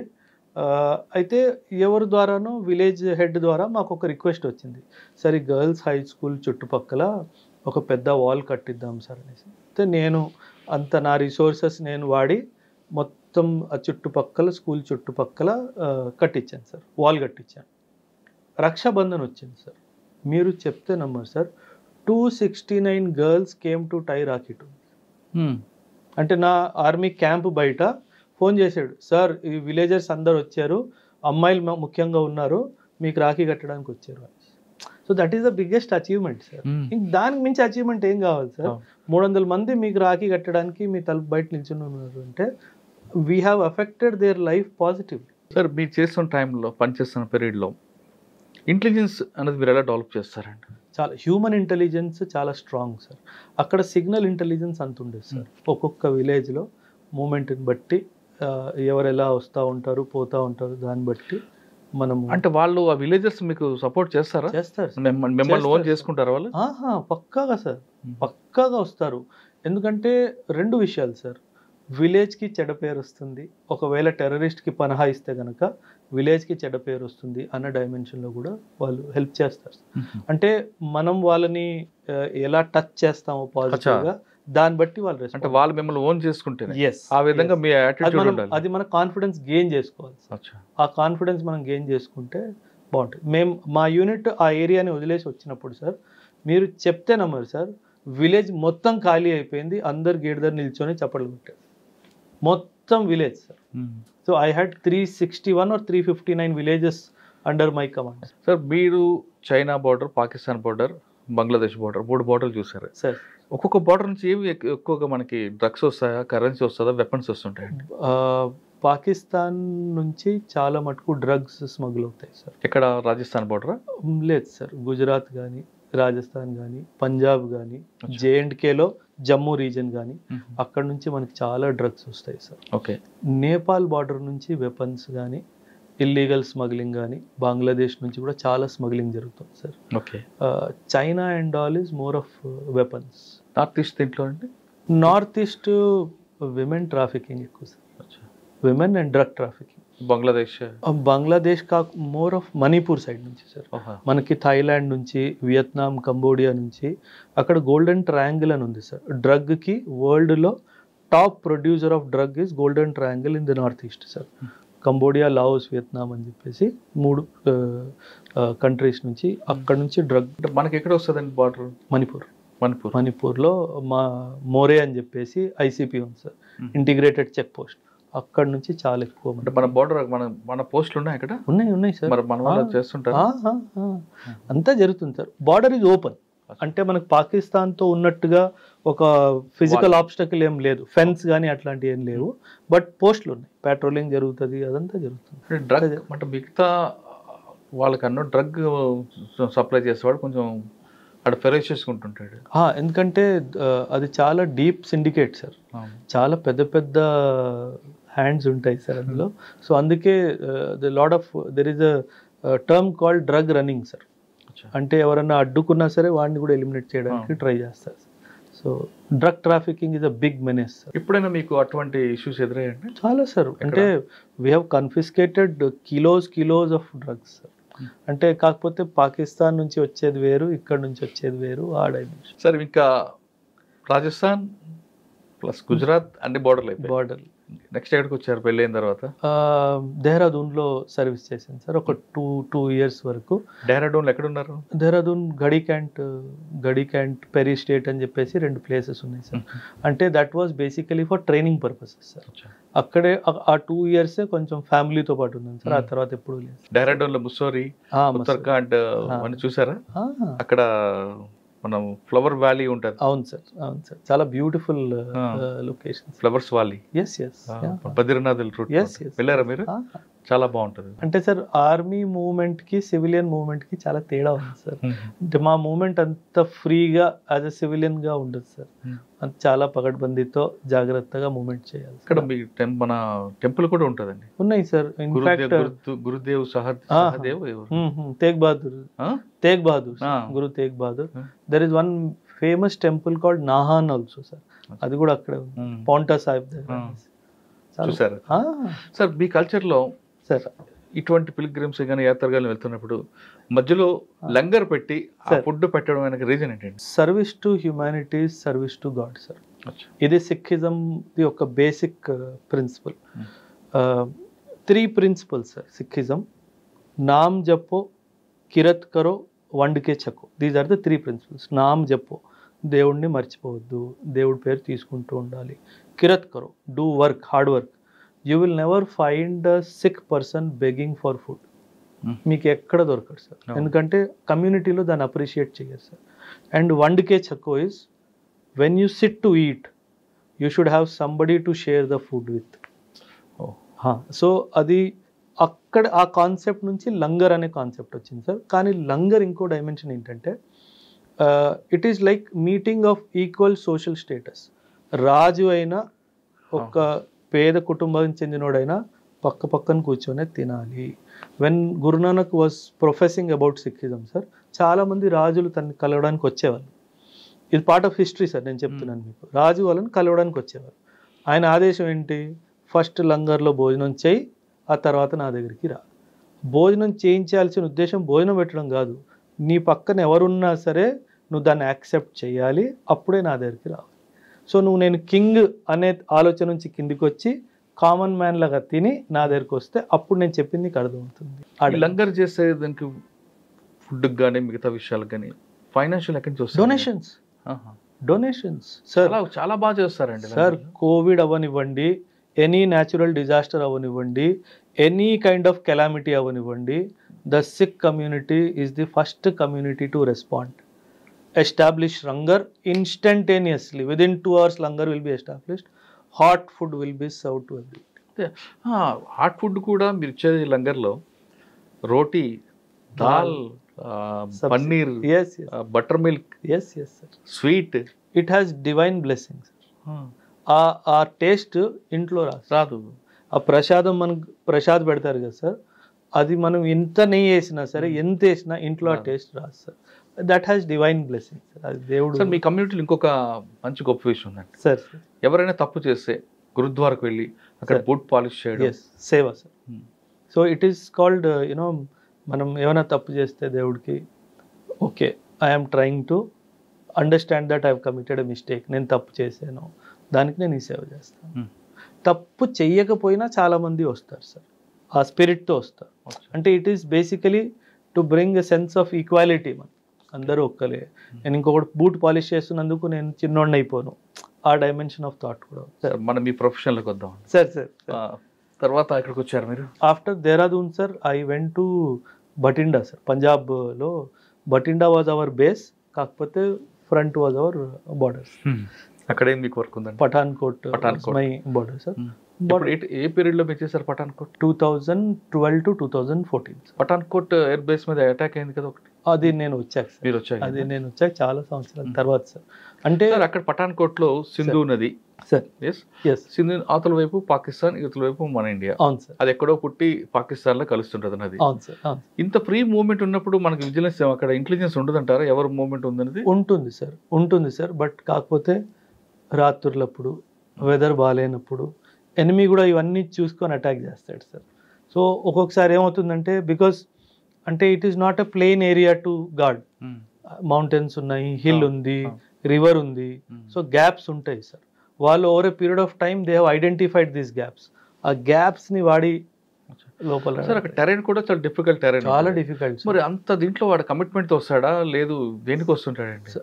అంటే సార్ రావడమే కష్టం, వచ్చిన తర్వాత ఐడియాలజికలీ డ్రివెన్ కదా సార్. వాళ్ళ ఒక ఐడియాలజికల్ని వాళ్ళని బ్రెయిన్ వాష్ చేసి వాళ్ళకి ఏదో డబ్బు ఇచ్చి ఏదో చేసి పంపిస్తారు సార్. వస్తున్న వాడికి తెలుసు సార్ చనిపోతానని, ఇవాళ కాతే రేపు చనిపోతానని క్లారిటీ వాడికి ఉంటుంది సార్. అక్కడ చాలా పరిస్థితులు బాగాలేవు సార్. అంటే వాళ్ళకి ఎలా అంటే ఒక ఫిదాయిన్ అటాక్ అంటాం, సూసైడ్ మిషన్కి వెళ్తే కనుక ఒక 50 లక్షలను 40 లక్షలను చెప్పి ఇంట్లో ఇచ్చేస్తారు సార్. దానికి ఆశ పడిపోయి యూత్ వచ్చేస్తారు. అదొక్క డైమెన్షన్ కూడా చాలా డిస్టర్బింగ్. తర్వాత పూంచ్ సెక్టార్ లో ఎక్కువగా అండర్ గ్రౌండ్ నుంచి కూడా వస్తుంటారు. టనల్స్ క్రియేట్ చేసుకున్నారు sir over period of time. 75 years లో టనల్స్ డిగ్ చేసేసుకున్నారు సార్. సో పైన ఫెన్స్ ఉంది, కింద నుంచి వచ్చేస్తున్నారు సార్. సో ఆ ఒక్క డైమెన్షన్ కూడా చాలా విచారించాల్సిన డైమెన్షన్. సార్ మీరు టైం కాకుండా తర్వాత డ్రోన్స్ అటాక్ స్టార్ట్ చేస్తారు. ఇప్పుడు this is the latest trend sir. దాన్ని మరి బ్రేక్ చేయొచ్చా మన వాళ్ళు? డ్రోన్ క్యాచర్స్ అని చాలా ఎక్విప్మెంట్స్ వచ్చేసాయి సార్. డ్రోన్ ని జామ్ చేయొచ్చు సార్, మనం కంట్రోల్లో తీసేసుకోవచ్చు. సో కాకపోతే ఇట్ ఈస్ ఇంకా ఇవాల్వ్ అవుతుంది సార్. డ్రోన్ థ్రెట్ ఇవాల్వ్ అవుతుంది, దానికి డిఫెన్స్ మెకానిజం కూడా ఇవాల్వ్ అవుతుంది sir. It will take another 2-3 years time. ఇప్పుడు కూడా డ్రోన్ నెట్స్ వచ్చేసాయి. అవునా? వచ్చేసాయి సార్. వాళ్ళు పాకిస్తాన్ మిలిటరీ మనల్ని డిస్టర్బ్ చేయడానికి, వాళ్ళ ఎగ్జిస్టెన్స్ చూపించుకోవడానికి ఇటువంటి ఇష్యూస్ చేస్తుంటారు. అవును సార్. ఇప్పుడు మన వాళ్ళు కూడా అటువైపు చేస్తుంటారు ఏమైనా సర్జికల్ స్ట్రైక్స్? చాలా అవన్నీ చెప్పుకోలేము కానీ చాలా చేస్తాం. I was also part of one of the. ఏదో ఒకటి చెప్పండి. రివీల్ చేయకూడదంటే వద్దు. అంటే ఇన్సిడెంట్ ఏంటంటే సార్, ఇన్ఫ్యాక్ట్ కొన్ని రోజుల ముందు నేను నా స్టూడెంట్స్తో కూడా డిస్కస్ చేశాను. బ్యాట్ యాక్షన్ అంటారు సార్, బటాలియన్ యాక్షన్ టీమ్ అంటారు. రాత్రులు వచ్చి మనం ఒక సింగిల్ పోస్ట్ మీద అటాక్ చేసి వాళ్ళని తల నరికి తీసుకెళ్ళిపోవడం ఇవన్నీ జరుగుతాయి సార్. సో దానికి ప్రతీకారంగా ఒక ఆపరేషన్ లాంచ్ చేశాం sir. I lead that operation. వాళ్ళు 2 తీసుకెళ్లారు సార్, మేము 4 తీసుకొచ్చాం ఏ సెక్టార్లో. సో ఇవన్నీ జరుగుతాయి సార్. ఎందుకంటే మన ట్రూప్స్లో ఒక ఆక్రోషం ఉంటుంది సార్. మన 2 తీసుకెళ్ళారు సార్, మనం 4 తీసుకురావాల్సిందే. సో వాళ్ళ స్పిరిట్ని డై అవ్వకుండా ఆ యాక్షన్స్ చేయాల్సి వస్తుంది. కానీ ఆర్మీలో ఒక సిద్ధాంతం చెప్తారండి, అంటే పగ ప్రతీకారాలు కాదు. అది యువర్ రైట్ సార్, మీరు అన్నది చాలా కరెక్టే సార్. ఒకవేళ మనం ఏమీ చేయలేదు అనుకోండి సార్, కూర్చొని ఉన్నాం అనుకోండి, ఆ troops will get demotivated. Okay, వాళ్ళ కోసం చేయాల్సి సార్. వాళ్ళ కోసం అన్నట్టుగా sir. So at the end of the day మనం వాళ్ళకి ట్రైనింగ్ ఇస్తుంది, వాళ్ళకంతా మైండ్ స్ట్రాంగ్ చేస్తుంది టు ఫైట్ కదా సార్. సో వాళ్ళకి ఆ ఫైట్ అవకాశం ఇవ్వకుండా మన వాళ్ళని ఎవరన్నా చంపేసి వెళ్ళిపోతే మనం ఊరుకుంటే ఆ ట్రూప్స్ యాక్సెప్ట్ చేయరు సార్. అప్పుడు ట్రూప్స్ని హ్యాండిల్ చేయడం చాలా కష్టం. మనం ఇచ్చిన ఆర్డర్ని ఒప్పుకోరు సార్. వాళ్ళు రివర్స్ అవుతారు. ఒప్పుకోరు సార్. నువ్వు మాట్లాడుతున్నావు, అక్కడ పోదామంటే రావట్లేదు, నీకు భయం వేస్తుందా, నీకు పిల్లలు గుర్తొస్తున్నారా, అట్లా మాట్లాడతారు సార్. సో వాళ్ళని మనం కంట్రోల్ చేయడం చాలా కష్టం సార్. మిలిటరీ అనగానే ఇంకొకటి బాగా గుర్తుకొస్తుంది, హాస్పిటల్స్ అండి. అవును సార్. ఆర్మీ అనగానే ఆర్మీ హాస్పిటల్ అంటే పర్ఫెక్ట్గా ఉంటుంది ట్రీట్మెంట్ అనేది. అవును సార్. అవును సార్.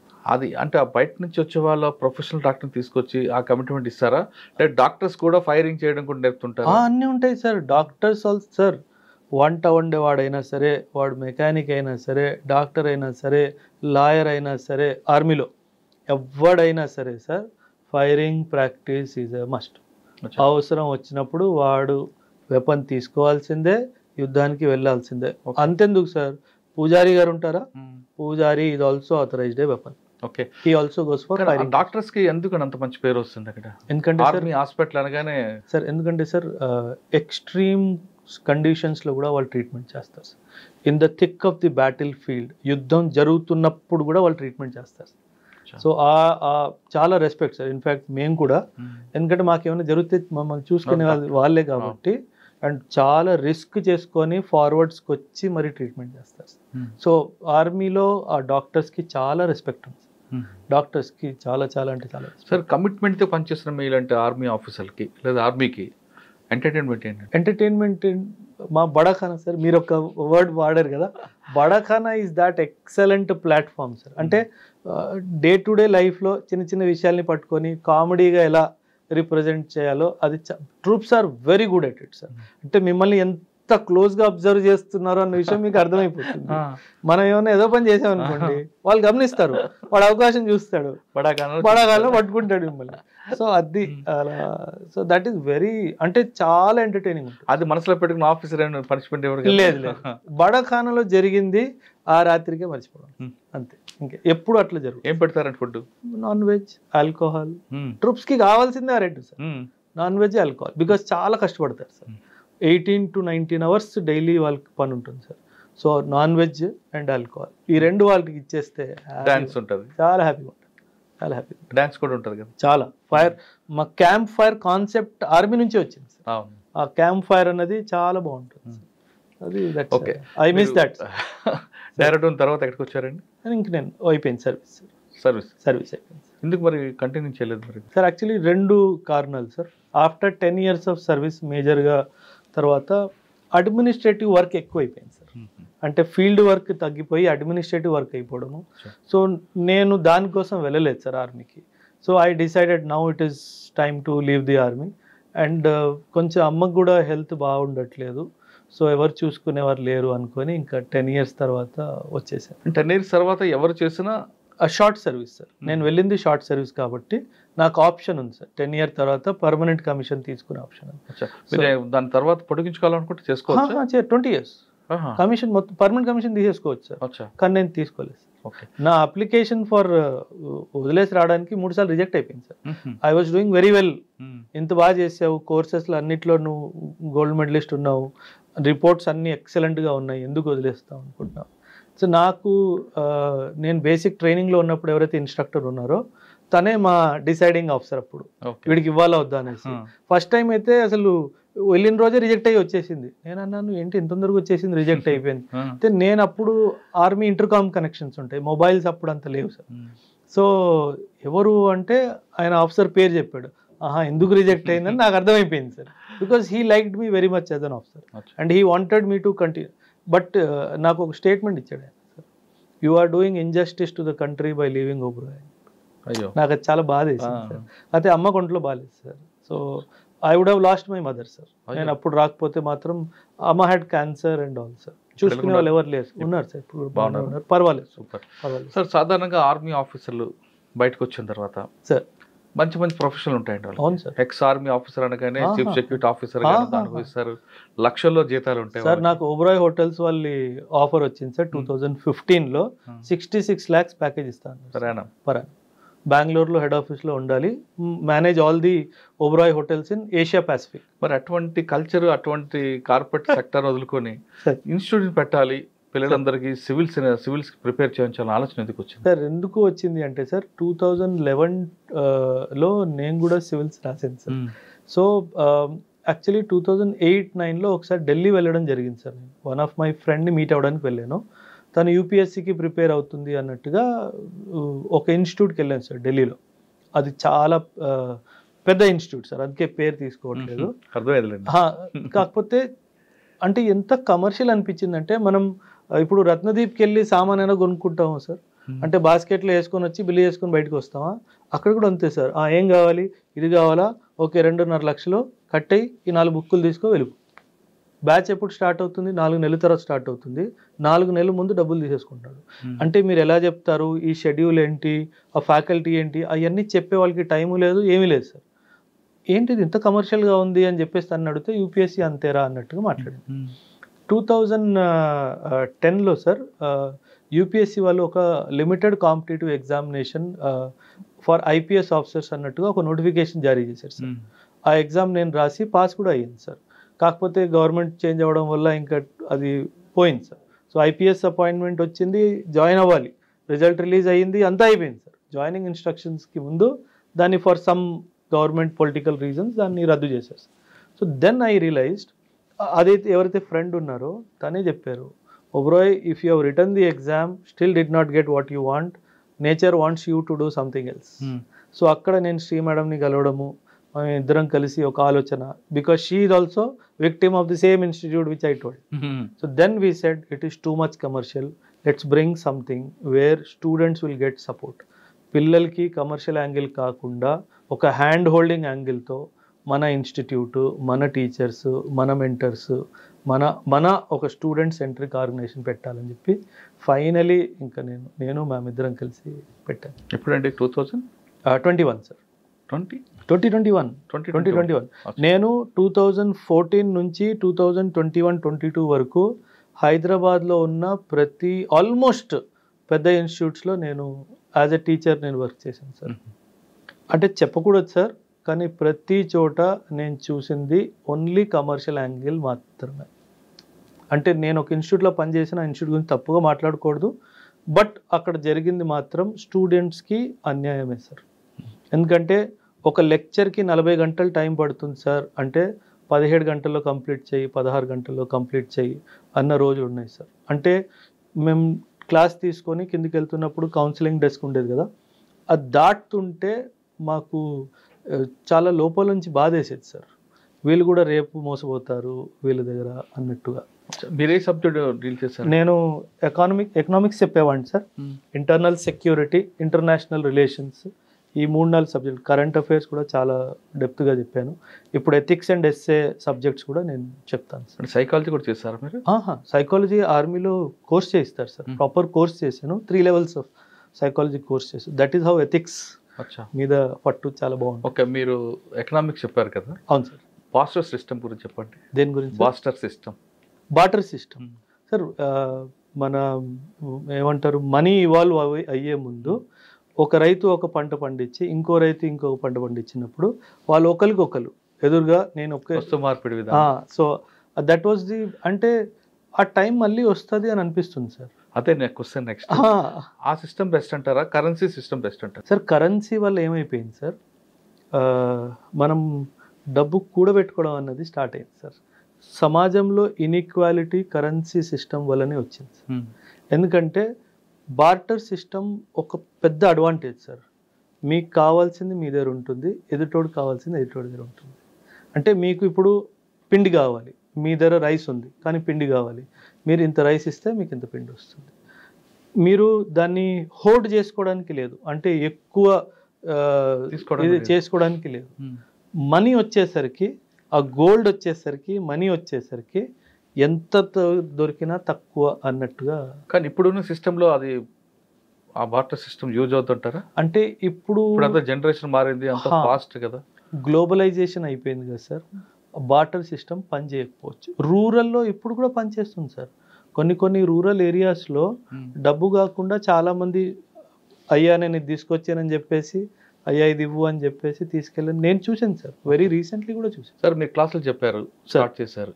ఇన్స్టిట్యూషన్కి పెట్టాలని ఆలోచన మీకు 2021లో 2018-19 నుంచి ఉంది సార్. 2021లో 2021లో ఫస్ట్ ఎక్కడ పెట్టారు? ఎంతమంది స్టూడెంట్స్తో స్టార్ట్ అయింది? అశోక్ నగర్లో పెట్టాను సార్. ఫస్ట్ 2021 అయితే ఫౌండేషన్ క్లాసెస్ ఏం నేను చెప్పలేదు సార్.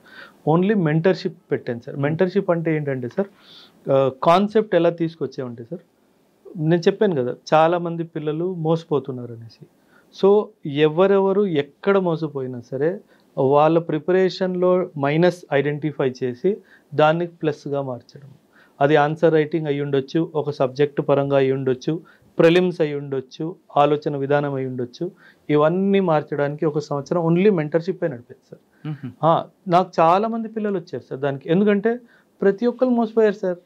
అంటే మీరు అగైన్ మళ్ళీ చెప్పాలో వద్దో, అంటే బోర్డు మీద పెన్ను పెట్టకుండా ఇన్స్టిట్యూట్ నడిపిన వాళ్ళు కూడా ఇప్పుడు కూడా ఉన్నారు. అంటే మీరు లక్షల స్టూడెంట్స్ తీసుకొని మీరు బోర్డు మీద కూడా పెన్ను పెట్టకుండా, నేను ఈ సబ్జెక్ట్ మీద యూట్యూబ్ వీడియో చేశాను, ఆ యూట్యూబ్ వీడియో చూసుకోండి, ఏమైనా డౌట్ ఉంటే అడగండి, ఇదేం విధానం? ఇంకా మీరు ఇంకొక విషయం చెప్పలేకపోతున్నారు సార్. నేను చూసే చెప్తా ఒకటి సార్. సాధారణంగా సివిల్స్ అనగానే అశోక్ నగర్ క్రాస్ రోడ్స్ అందరు గుర్తొస్తారు. అవును సార్. రైట్. అది కాకుండా ఇప్పుడు కొంత ముందుకు వచ్చారు కొంతమంది సార్.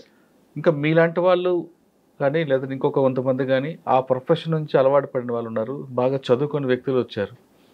ఇప్పుడున్న కొన్ని ఇన్స్టిట్యూషన్లు అయితే వాళ్ళ బ్యాక్గ్రౌండ్ అసలు సంబంధం లేదు దానికి సార్. నేను వాళ్ళు చదివిన చదువు వేరు, వాళ్ళ గతంలో పనిచేసిన పని వాళ్ళ అదంతా వేరే, వాళ్ళు వచ్చి ఇన్స్టిట్యూషన్ పెడుతున్నారండి సార్. మీకు మాట చెప్పనా, ఒక అబ్బాయి నా దగ్గర ఎకానమీ చెప్తాను అన్నట్టుగా వచ్చాడు సార్. నాకు ఒక రూల్ ఉంది సార్ ఇన్స్టిట్యూట్లో, డెమో నేను తీసుకుంటా, క్వశ్చన్ నేను అడుగుతా, నువ్వు చెమటలు పట్టకుండా సమాధానం ఇస్తే తీసుకుంటా. This is my policy sir. ఒక అబ్బాయి వచ్చాడు, ఒక సబ్జెక్ట్ మీద బ్యాలెన్స్ ఆఫ్ పేమెంట్ మీద తీసుకుంటా అన్నాడు. నేను కొన్ని క్వశ్చన్లు అడిగాను, దేనికి సమాధానం ఇవ్వలేకపోయాడు సార్. పర్లేదమ్మా, డోంట్ వరీ, కొంచెం చదువుకోనరా అని ఈ బుక్ నేను మీకు ఆ చాట్స్ కూడా చూపిస్తాను, ఆ బుక్లు కూడా పంపించా. ఈ బుక్స్ చదువు, ఒక 6 months తర్వాత మళ్ళీ చూద్దాంలే అన్నట్టుగా పంపించేసాను.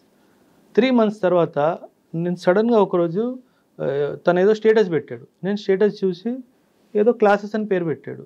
ఏంటిది అంటే, ఒక టీచర్గా నువ్వు పనికిరావు అని చెప్పిన వ్యక్తి ఈరోజు ఇన్స్టిట్యూట్ పెట్టి లక్షల్లో సంపాదిస్తున్నాడు. అంటే హౌ ఇస్ ఇట్ పాసిబుల్? అదే ఆ డేరింగ్ ఎక్కడి నుంచి వస్తుందండి వాళ్ళకి? అంటే సార్ ఇప్పుడు పిల్లల స్కూళ్ళు ఇంటర్మీడియట్ చదివిన వాళ్ళు స్కూల్ పెట్టారు, క్లాసులు తీసుకుంటారంటేనే మనం ఆలోచిస్తున్నాం. ఎగ్జాక్ట్. చిన్న పిల్లలు మోసం చేస్తున్నామని ఫీలింగ్ ఉంటుంది. అటువంటిది సివిల్స్ చదివే వాళ్ళకి, యూపీఎస్ వాళ్ళకి క్లాసులు చెప్తామని ఒక హోటల్లో పనిచేసే వ్యక్తో లేదంటే ఇంకెక్కడో పనిచేసిన వ్యక్తి ఇన్స్టిట్యూషన్ పెడుతున్నాడంటే అసలు నేను మొన్న అంజలి గారితో ఒక వీడియో చేస్తున్నప్పుడు చెప్పాను, మేడం ఒక డిబేట్ పెట్టండి మేడం, ఇన్స్టిట్యూట్ నడుపుతున్నారు కదా, రమ్మని చెప్పండి మేడం, లైవ్కి వెళ్ళిపోదాం అని చెప్పా. కొన్ని క్వశ్చన్లు నేను అడుగుతాను, వాళ్ళని కొన్ని క్వశ్చన్లు అడగమని చెప్పండి. వాళ్ళ సబ్జెక్ట్ లేదు కదా. ఇప్పుడు మీరే ఉన్నారు, లేదా ఒక హోటల్లో తీసుకుందామండి. హోటల్లో ఒక మాస్టర్ వస్తాద్ అంటారు, రైట్? అవును సార్. ఆ వస్తాద్ అన్నిట్లో ఆయన గ్రిప్ ఉంటేనే వస్తాద్ అవుతాడు. అంతేగాని నేను క్లీనింగ్ చేశాను వస్తాద్ అవుతాను, నాకెందు వాళ్ళు పంచాలంటే కాదు కదా, ఎవరు ఒప్పుకోరు. మరి ఒక హోటల్లోనే వస్తాదికి అంత ప్రిఫరెన్స్ ఉన్నప్పుడు ఒక దేశాన్ని నడిపే సర్వీస్ ఆఫీస్ వాళ్ళకి ట్రైనింగ్ ఇవ్వాలంటే ఆయనకి ఎంత స్టెప్ ముందు ఉండాలి సార్? ఇక్కడ అంటే మీరు చిన్న ఇన్సిడెంట్ సార్, మన ఇంటర్వ్యూ స్టార్ట్ అయ్యే ముందు నేను చెప్పాను కదా, టీఎస్పీఎస్సీ గ్రూప్ 1 రిజల్ట్స్ వచ్చాయి సార్. మెయిన్స్ ఎగ్జామ్ ఉంది అక్టోబర్లో, ఓకేనా? మెయిన్స్ టెస్ట్ సిరీస్ అని ఒక ప్రోడక్ట్ తీసుకొచ్చింది సార్ మార్కెట్. 25 నుంచి 30,000 దాకా ఫీజు పెట్టారు సార్.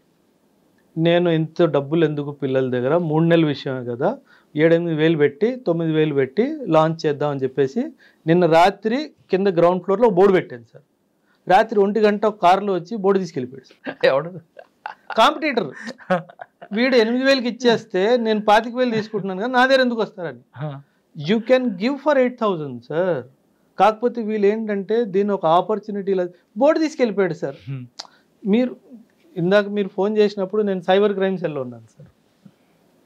ఇప్పుడు ఎంత దిగజారిపోయారంటే సార్ ఇన్స్టిట్యూట్ వాళ్ళు, మీరు ఒక ఇన్ఫ్లుయెన్సర్ అనుకుందాం సార్, మీకు మంచిగా డిజిటల్ వరల్డ్లో మీకు ప్రెజెన్స్ ఉంది, మీకు డబ్బులు ఇచ్చేసి ఒరే ఇన్స్టిట్యూట్ గురించి నెగటివ్గా మాట్లాడరా, లాస్ట్లో రిఫరెన్స్ నేను అన్నీ తిరిగాను వీడి ధర బాగుంది అని చెప్పి నా మాట చెప్పొదిలే, ఇది జరుగుతుంది.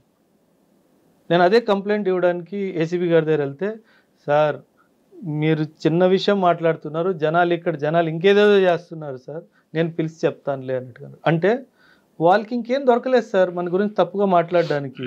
సో ఇంకేం చేస్తారు, ఇన్ఫ్లుయెన్సర్ని పట్టుకొని వాడికి 1,000-10,000 ఇచ్చేసి వాళ్ళ గురించి ఇట్లా తప్పుగా మాట్లాడరు. నేను అదే చెప్పాను అబ్బాయికి, ఆ అబ్బాయిని కూడా పిలిపించాడు.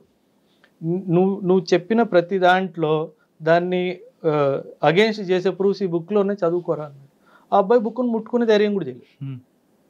అంటే ది ఐడియా ఈజ్ వాడికి తెలుసు మనసులో నేను చేసింది తప్పు, సార్ పిల్లలకి తోడు చేస్తున్నారు, సార్ని సపోర్ట్ చేద్దామని ఆలోచన లేదు వాడికి.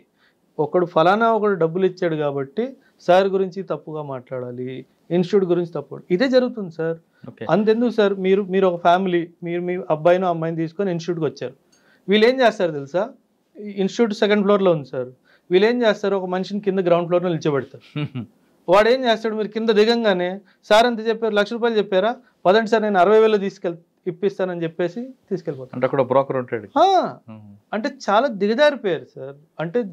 అంటే ఏం చేస్తున్నారో ఇవన్నీ కెమెరాలో చెప్తే బాగోదు సార్. ఓకే సార్, ఇప్పుడు మీరు మీ ఇన్స్టిట్యూట్స్ పెట్టారు, ఫస్ట్ బ్యాచ్ స్టార్ట్ అయింది, ఇప్పుడు ఎన్నో బ్యాచ్ ఉందండి? ఇది ఇప్పుడు జూలై స్టార్ట్ అవుతే 10th బ్యాచ్ సార్. జూలై 29వ తారీఖుని ఒక బ్యాచ్ ఎంత స్ట్రెంగ్త్ వస్తుంది? 60 to 80. Okay, 60 to 80. ఇప్పుడున్న బ్యాచ్లో మీకు ది బెస్ట్ బ్యాచ్ ఎప్పుడండి, ఎప్పుడు వచ్చింది? ఈ సంవత్సరం ఏప్రిల్ బ్యాచ్ సార్, ఇంకా జరుగుతుంది. ఇన్ఫ్యాక్ట్ నిన్నే నేను మ్యామ్తో డిస్కస్ చేస్తున్నాను. పిల్లలు ఒక్కొక్కసారి అలా వస్తుంది సార్, అంటే ఫ్రెష్ పిల్లలు, వాళ్ళకి ఏ అవగాహన లేదు యూపీఎస్సీ సంబంధించి, 3 నెలలు అవుతుంది. అంటే ఎకానమిక్ క్లాసెస్ జరుగుతున్నాయి సార్. అంటే కర్వ్స్ మీద, లారెన్స్ కర్వ్ అంటే ఏంటి, గినీ కోఎఫిషియంట్ కర్వ్ అంటే ఏంటి, పిల్లలు ఎంత బ్రహ్మాండంగా రాశారు తెలుసా. And I'm like surprised. నాకు చిన్న డౌట్ వచ్చింది సార్, ఒక అమ్మాయిని కూడా పిలిపించి లారెన్స్ కర్వ్ గురించి చెప్పమ్మా అంటే ఎలా రాసిందో అలా చెప్పింది. నాకు డౌట్ ఏమొచ్చింది, ఫోన్లో ఇద్దాం అన్న డైమెన్షన్తో పిలిపించాను సార్. Excellent sir. ఇలాంటి పిల్లలు ఎప్పుడు ఎక్సలెంట్గా పర్ఫామ్ చేస్తారంటే, సార్ చూస్తున్నారు, రాకపోతే అటెండెన్స్ తీసుకోవడము, వాళ్ళకి మెసేజ్ పెట్టడము, టెస్ట్ రాయలేదు, ఎందుకు రాయలేదు, ఇప్పుడు ఎవరన్నా ఊరికి వెళ్ళాలి, అప్లికేషన్ పెట్టాలి, ఊరికి వెళ్తున్నాను 3 రోజుల్లో తిరిగి వస్తాను, ఇది ఎవరు చెయ్యట్లేదు సార్. అడ్మిషన్ తీసుకున్నాడా, సరే, వచ్చాడా లేదా సంబంధం లేదు సార్. అండ్ ఇంకో విషయం సార్, మీరు అడిగారు కాబట్టి చెప్తున్నాను, నా వీడియో అయినా సరే, ఏ వీడియో అయినా సరే, వీడియో చూసి మాత్రము ఏ ఇన్స్టిట్యూట్ జాయిన్ అవ్వద్దు సార్. ర్యాంకర్స్ని చూసి మాత్రం ఏ ఇన్స్టిట్యూట్ జాయిన్ అవ్వద్దు సార్. అక్కడికి వెళ్ళాక అక్కడ టెస్ట్లు ఏం జరుగుతున్నాయి, షెడ్యూల్స్ ఎలా జరుగుతున్నాయి, స్టూడెంట్స్తో ఫ్యాకల్టీ స్టూడెంట్స్తో మాట్లాడుతున్నారా లేదా, ఆ జరిగిన టెస్ట్ కరెక్షన్ జరుగుతుందా లేదా, కరెక్షన్ బట్టి ఫీడ్బ్యాక్ ఉందా లేదా, ఇంప్రూవ్మెంట్ ఉందా లేదా, అక్కడ పిల్లలతో మాట్లాడిన తర్వాతే డబ్బులు కట్టండి. ఇది నేను మీ ఛానల్ ద్వారా కూడా పేరెంట్స్ అందరికీ చెప్పాలనుకుంటున్నాను. ఎందుకంటే ఏం జరుగుతుందంటే ఎవరో ఒక వీడియో రిలీజ్ చేశారు, ఆ వీడియోలో బాగా మాట్లాడారు, ఏదో సింపతిగా ఏం చేసుకున్నారు, వెళ్ళి సార్ పొలాలు అమ్ముకొని భూములు అమ్ముకొని వడ్డీకి డబ్బులు తీసుకొచ్చి అడ్మిషన్ చేసేసారు. నేను ఆన్ అండ్ యావరేజ్ చెప్తున్నాను సార్, 2-3 రోజు నా ఇన్స్టిట్యూట్కి వస్తారు సార్. కన్నీళ్ళే సార్, అమ్మాయిలు కానీ అబ్బాయిలు కానీ పేరెంట్స్ కానీ కన్నీళ్ళే సార్. డబ్బుల కోసం ఎందుకు ఇట్లా చేయాలి సార్, పిల్లల జీవితం నాశనం అయిపోయింది సార్. ఇప్పుడు సివిల్స్ అనగానే లాంగ్ టర్మ్ కోర్స్ అండి ఇది. మీ దగ్గర వచ్చిన వాళ్ళకి ప్లాన్ బి ఉండి రమ్మంటారా? లేదు, క్రియేట్ చేస్తాను సార్. ఎందుకంటే వాళ్ళలో స్ట్రెంగ్త్ ఐడెంటిఫై చేయాలి సార్ ఫస్ట్. ఒకవేళ పిల్లలు మ్యాథ్స్లో స్ట్రాంగ్ ఉన్నారు అనుకోండి, నేను వాళ్ళకి బ్యాంకింగ్ సెక్టర్స్ కానీ మన పబ్లిక్ సెక్టర్ అండర్టేకింగ్స్ కానీ ఇవన్నీ కూడా జరుగుతాయి సార్. ఎందుకంటే వాళ్ళకి ప్లాన్ బి చూపించే బాధ్యత కూడా నాదే సార్. రైట్. ఎందుకంటే యూపీఎస్సి ప్రతి ఒక్క స్టూడెంట్ పాస్ అవ్వలేడు సార్. నువ్వు ప్లాన్ బిగా గ్రూప్స్ పెట్టుకోవాలా, ప్లాన్ బిగా బ్యాంక్ ఎగ్జామ్ పెట్టుకోవాలా, ప్లాన్ బిగా ఇంకేమైనా గవర్నమెంట్ సెక్టర్లో పెట్టుకోవాలా, ఇవన్నీ నేను చెప్తాను. ఎందుకంటే అండ్ మీరు చెప్తే నమ్మరు సార్, ప్లాన్ బిలో స్టూడెంట్స్ కూడా చాలా సక్సెస్ఫుల్ అయ్యారు. అవును. నా అబ్బాయి చదువు మీద ఎందుకు అంత ఇంట్రెస్ట్ రాలేదు వాడికి, కానీ బిజినెస్ మైండ్ ఉంది సార్. ఒకటి పెట్టుకోరా అని చెప్పాను, 20 లక్షల్లో సంపాదిస్తున్నాడు సార్. సూపర్. సో ఆ బాధ్యత కూడా ఉంది కదా. కానీ చాలా మంది మీరు వేరియేషన్ చూస్తారో చూడరు సార్. స్టూడెంట్కి సివిల్స్ మీద ఉండదు, కానీ పేరెంట్స్కి మాత్రం వాడిని ఏదో కలెక్టర్ చేయాలి, ఎస్పీ చేయాలని తీసుకొచ్చి మీ దగ్గర పెడతారు. పెట్టి సార్ వీడిని ఏదేం చేయండి, వీడు కలెక్టర్ అవ్వాలి, ఎస్పీ అవ్వాలి, ఎంత డబ్బులు మీకు ఖర్చు పెడతా ఉంటారు. అటువంటి తల్లిదండ్రులు వస్తుంటారు మీ దగ్గరికి? వస్తారు సార్, కారణం కాదు. కాకపోతే నేను నా ఇన్స్టిట్యూట్కి వచ్చిన ప్రతి మీరు తీసుకుంటారా? అదే నేను చెప్పబోతున్నాను సార్. అశోక్ నగర్లో ఒక మంచి చాలా పెద్ద థియేటర్ సార్, చాలా పాత సినిమా, మీరు కూడా చాలా సినిమాలు చూసే ఉంటారు అక్కడ. ఆ సినిమా థియేటర్కి అధిపతి ఒక పర్సన్ ఫ్యామిలీతో వచ్చాడు, హస్బెండ్ అండ్ వైఫ్, 2 పిల్లలు. నేను కౌన్సిలింగ్ చేస్తున్నాను సార్, పిల్లలు అటు ఇటు చూస్తున్నారు, ఇంట్రెస్ట్ లేదు. ఐఫోన్లు ఉన్నాయి, ఐవాచ్లు ఉన్నాయి, ఇంకెందుకు చదువుతారు సార్ వాళ్ళు? సో పిల్లల్ని ఒకసారి బయటికి వెళ్ళమని చెప్పేసి పేరెంట్స్ ఇద్దరికి చెప్పాను, వాళ్ళకి ఇంట్రెస్ట్ లేదమ్మా, ఫోర్స్ చేయకండి. ఒక్కసారి అప్పుడు మేడం ఏమన్నారంటే, సార్ మా హస్బెండ్ 1 నిమిషం బయట పంపిస్తారా అన్నట్టుగా నాతో రిక్వెస్ట్ చేస్తే ఆయన్ని కూడా రిక్వెస్ట్ చేస్తాను. తను ఏమన్నారు తెలుసా సార్, డబ్బులు ఉన్నాయి సార్, డబ్బులు లేవని కాదు, హస్బెండ్ కూడా పెద్దగా ఏం చదువుకోలేదు, కానీ నేను వచ్చిన కుటుంబం చాలా చదువుకున్నవాళ్ళు సార్, నా పిల్లలు చదువుకొని ఏమన్నా హోదాలో ఉండాలి అని నా ఆశ సార్, దానికే తీసుకొచ్చాను అన్నట్టు చెప్పారు. తను బలవంతం చేస్తే వాళ్ళ అబ్బాయిని ఒక 10 రోజులు పంపించండి అమ్మా, 10 రోజులు కంటిన్యూ అయితే దాని తర్వాత పేమెంట్ చూసుకుందాం అన్నట్టుగా అన్నాను సార్. 2 రోజులు వచ్చాడు సార్, 3వ రోజు రాలేదు. సో నేను తలుచుకుంటే వాళ్ళిద్దరు డబ్బులు తీసుకొని వస్తారండి, నాకు సంబంధం లేదని అనవచ్చు సార్. కాకపోతే చాలా సార్లు నేను రిజెక్ట్ చేసింది సార్. మీ దగ్గరకు వచ్చిన స్టూడెంట్స్లో ప్రిలిమ్స్ పాస్ అయ్యారు అనుకోండి, వాళ్ళకి మెయిన్స్ సంబంధించినంత టఫ్ ఇచ్చుకుంటూ వాళ్ళకి బాగా మోటివేషన్ చేస్తారు. మెయిన్స్ కూడా అయ్యారు అనుకోండి, ఇంటర్వ్యూ మాక్ ఇంటర్వ్యూ పెడుతూ వాళ్ళకి లాస్ట్ వరకు మీరు సపోర్ట్ చేస్తారు. ప్రిలిమ్స్ లోనే పోయిన వాళ్ళకి ఏం చెప్తారు? Mentorship program sir. అక్కడే నేను సార్ నేను మీరు చెప్తే నమ్మరు సార్, పాస్ అయిన పిల్లల్ని నేను పట్టించుకోను సార్, నేను ఫెయిల్ అయిన పిల్లల్ని పట్టించుకుంటాను. నా గ్యాంగే వాళ్ళు సార్. ఎందుకంటే పాస్ అయిన వాడు పాస్ అయిపోతాడు సార్, ఫెయిల్ అయిన వాడిని పాస్ చేయించాలి సార్, అక్కడే కదా కిక్ వచ్చేది. నేను ఐ ఆల్వేస్ టెల్, గోల్డ్ని డైమండ్ చేయడంలో కిక్ లేదు సార్, స్టోన్ని డైమండ్ చేయాలి. అంటే వాడు చదవట్లేదు ఎంత చెప్పినా అది ఐడెంటిఫై చేసి వాడిని మోటివేట్ చేసి బుక్స్లో తీసుకొని రావాలా, అప్పుడు రిజల్ట్ వస్తుంది సార్. అది దట్ విల్ గివ్. అంటే పిల్లలు నా దగ్గర విలేజ్ బ్యాక్గ్రౌండ్ రా సార్, అసలు ఏమీ తెలీదు, ఒక సెంటెన్స్ గ్రామటికల్ మిస్టేక్ లేకుండా రాయడం తెలీదు, వాళ్ళు ఆన్సర్ రాయాలి, నేను గుడ్ రాయాలి, అది నా ఏం sir. So that gives the kick. అప్పుడు నిన్న రాత్రి కూడా నేను 10:40 ఇన్స్టిట్యూట్ నుంచి ఇంటికి వెళ్ళాను సార్, అమ్మ తిట్టింది, ఏంట్రా ఇది వచ్చే టైం, పిల్లలతో ఉన్నాను సార్, నాకు టైం తెలియదు సార్, పిల్లలతో ఉంటే అసలు ఏం ఫుడ్డా ఏదో అసలు అన్నీ మర్చిపోతాను సార్. సార్ మీ దగ్గర వచ్చిన స్టూడెంట్స్కి హాస్టల్ ఫెసిలిటీ కూడా ఉందా? అంటే నేను ఇవ్వను సార్, ఎందుకంటే అది మేనేజ్మెంట్లో టైం చాలా పోతుంది sir, but I have people who take care of. మీ దగ్గరకు వచ్చిన వాళ్ళకి అంటే ఓన్లీ క్లాసులు తీసుకుంటారా, మెటీరియల్ కూడా మీరు సప్లై చేస్తారు? మొత్తం సార్, మీరు class notes, class handouts, daily current affairs, study material, mains answer writing support అన్నీ నేనే చేస్తాను సార్. మీరే బుక్ కొనాల్సిన అవసరం లేదు. మొత్తం యూపీఎస్సీ జర్నీలో మీరు మాట్లాడిన ప్యాకేజ్ అంతా అందులో everything, mentorship including NCERT classes ఫ్రీగా ఇస్తాను, పర్సనల్ మెంటర్, ఇది తప్పు ఇది తప్పు ఇది తప్పు ఇది కరెక్ట్ గుడ్ తిట్టడం అన్నీ జరుగుతాయి సార్. ఎవ్వరు ఇవ్వట్లేదు సార్. పిల్లలు వచ్చారా పోయారా మనకు సంబంధం లేదన్నట్టు ఉంటారు. కానీ చాలా మంది ఢిల్లీ వెళ్తేనే సివిల్స్ అనుకునే వాళ్ళకి మీరు ఇచ్చే మెసేజ్ అది ఒక పెద్ద అపోహ సార్. అండ్ ఇప్పుడు పక్కన పెడితే సార్, హెల్త్ పరంగా పిల్లలు చాలా సఫర్ అవుతున్నారు సార్. నా సిన్సియర్ అడ్వైస్ పేరెంట్స్కి ఏంటంటే, హెల్త్ అసలు గమనించైనా సరే మీరు ఢిల్లీకి పిల్లల్ని పంపించొద్దు. అక్కడ కల్చర్ కూడా బాగాలేదు సార్. అంటే డ్రగ్ మెనేస్ అన్నది చాలా డీప్ రూటెడ్ అయిపోయింది సార్. ఇక్కడ హైదరాబాద్లో పర్వాలేదు, ఢిల్లీలో వాళ్ళకి ఏదైతే దొరుకుతుందో నేను హైదరాబాద్లో ఇస్తాను. That's my promise sir. As a soldier I'm making a promise. వాళ్ళకి ఇన్ఫ్యాక్ట్ మీరు చెప్తే నమ్మరు, ఈ సంవత్సరము ఢిల్లీ నుంచి 11 మంది పిల్లలు రిటర్న్ వచ్చి నా దగ్గర మెంటర్షిప్ జాయిన్. ఎందుకంటే వాళ్ళకి ఎవరు దొరకలేదు సార్ అక్కడ. అది పెద్ద బావి లాంటిది సార్ ఢిల్లీ. ఎందుకంటే మీరు ఇమాజిన్ చేయండి, ఒక్క పెద్ద ఇన్స్టిట్యూట్లో 36,000 మంది ఉన్నారు సార్.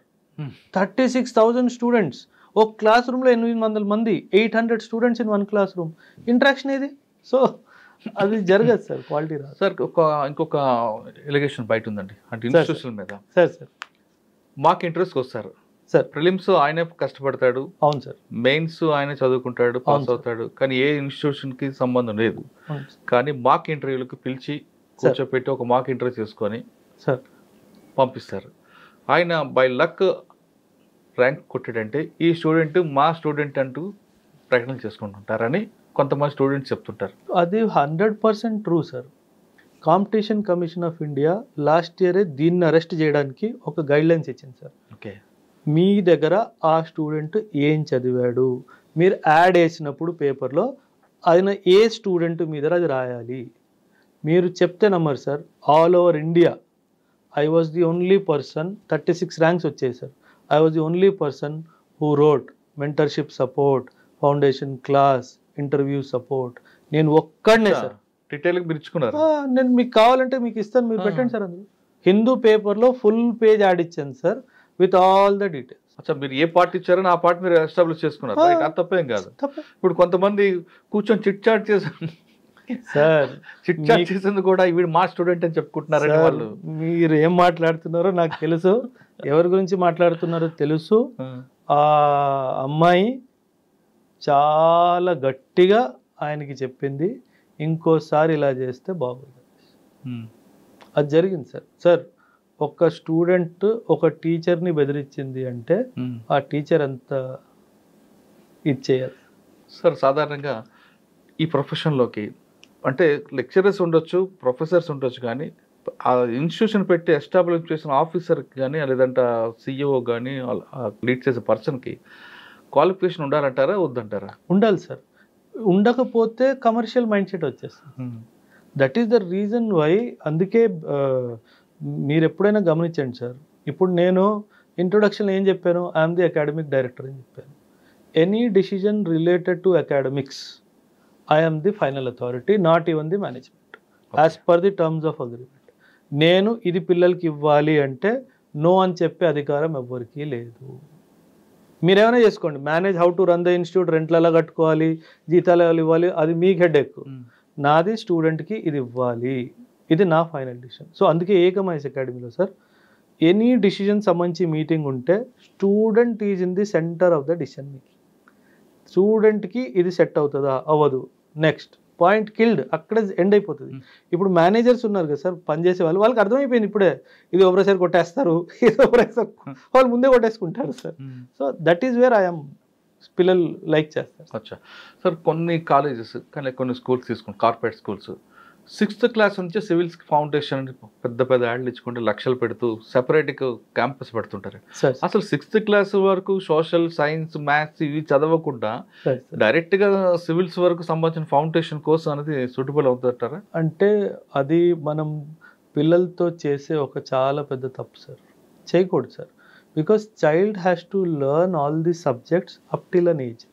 ఇంటర్మీడియట్ వరకు చైల్డ్ని డిస్టర్బ్ చేయకూడదు సార్. ఎందుకంటే ఆ ఏజ్లో వాళ్ళు ఇంకా మైండ్ గ్రో అవుతుంది సార్. వాళ్ళకి ఏం అవ్వాలి, అటు సమాజం ఏంటి, నేను ఈ సమాజానికి ఏం తిరిగి ఇవ్వాలి, నా హోదా ఏం ఉండాలి, ఈ ఆలోచన ఇంకా బిల్డ్ అవుతున్నాయి సార్. వాడు బేసిక్ సబ్జెక్ట్ తెలియాలి కదా. తెలియాలి సార్. అండ్ సబ్జెక్టే కాదు సార్, మేబీ వాడికి ఒక ఆర్టిస్ట్ అవ్వాలని ఉండొచ్చు, ఒక స్పోర్ట్స్ మెన్ అవ్వాలని ఉండొచ్చు. మనము we will influence their mind. అది చేయకూడదు. నేను సార్ మీరు యాక్చువల్లీ కరెక్ట్గా ఈ పాయింట్ తీసుకొచ్చారు. పేరెంట్స్ వస్తారు సార్, పిల్లలు 4th 5th స్టాండర్డ్ పిల్లలు ఏవో తోడొచ్చారు అనుకుంటాను, సడన్గా స్టూడెంట్ ఎవరంటే వీళ్ళని చూపిస్తారు. నేను లిటరలీ తిట్టి పంపిస్తాను సార్. ఇంకొకసారి నాకు కానీ ఇన్స్టిట్యూట్ కానీ ఫోన్ చేస్తే బాగోదు. బట్ వేరే ఇన్స్టిట్యూట్ వాళ్ళు అడ్మిషన్ తీసుకుంటున్నారు, మీరు చెప్తే నమ్మరు sir. 3rd class student, degree student ఒకే క్లాస్ అటెండ్ అవుతున్నారు. అంటే parents have lost it sir. Institute వాడికి ఏముంది, డబ్బు వస్తుంది, వాడికి 25,000 30,000 నెలకు అంటాడు, సంవత్సరానికి అంటాడు. వాడు పెద్దగా అయ్యేంత వరకు వస్తూనే ఉంటాయి కదా సార్ డబ్బులు. గుడ్డిగా డబ్బులు వేసేస్తున్నారు సార్. అంటే అదొక క్రేజ్ అయిపోయింది సార్. కానీ అది నేను సపోర్ట్ చేయను sir. Never never sir, never. Intermediate okay, intermediate తర్వాత okay, but not before intermediate. అది నేను ఎప్పటికీ సపోర్ట్ చేయను సార్. ఫైనల్గా చెప్పండి, హైదరాబాద్లో చాలా ఇన్స్టిట్యూషన్ ఉన్నాయి సార్ సివిల్ సంబంధించింది. ఎక్కడ చూసినా సరే మనం మష్రూమ్స్ లాగా కనిపిస్తుంది. అవును సార్.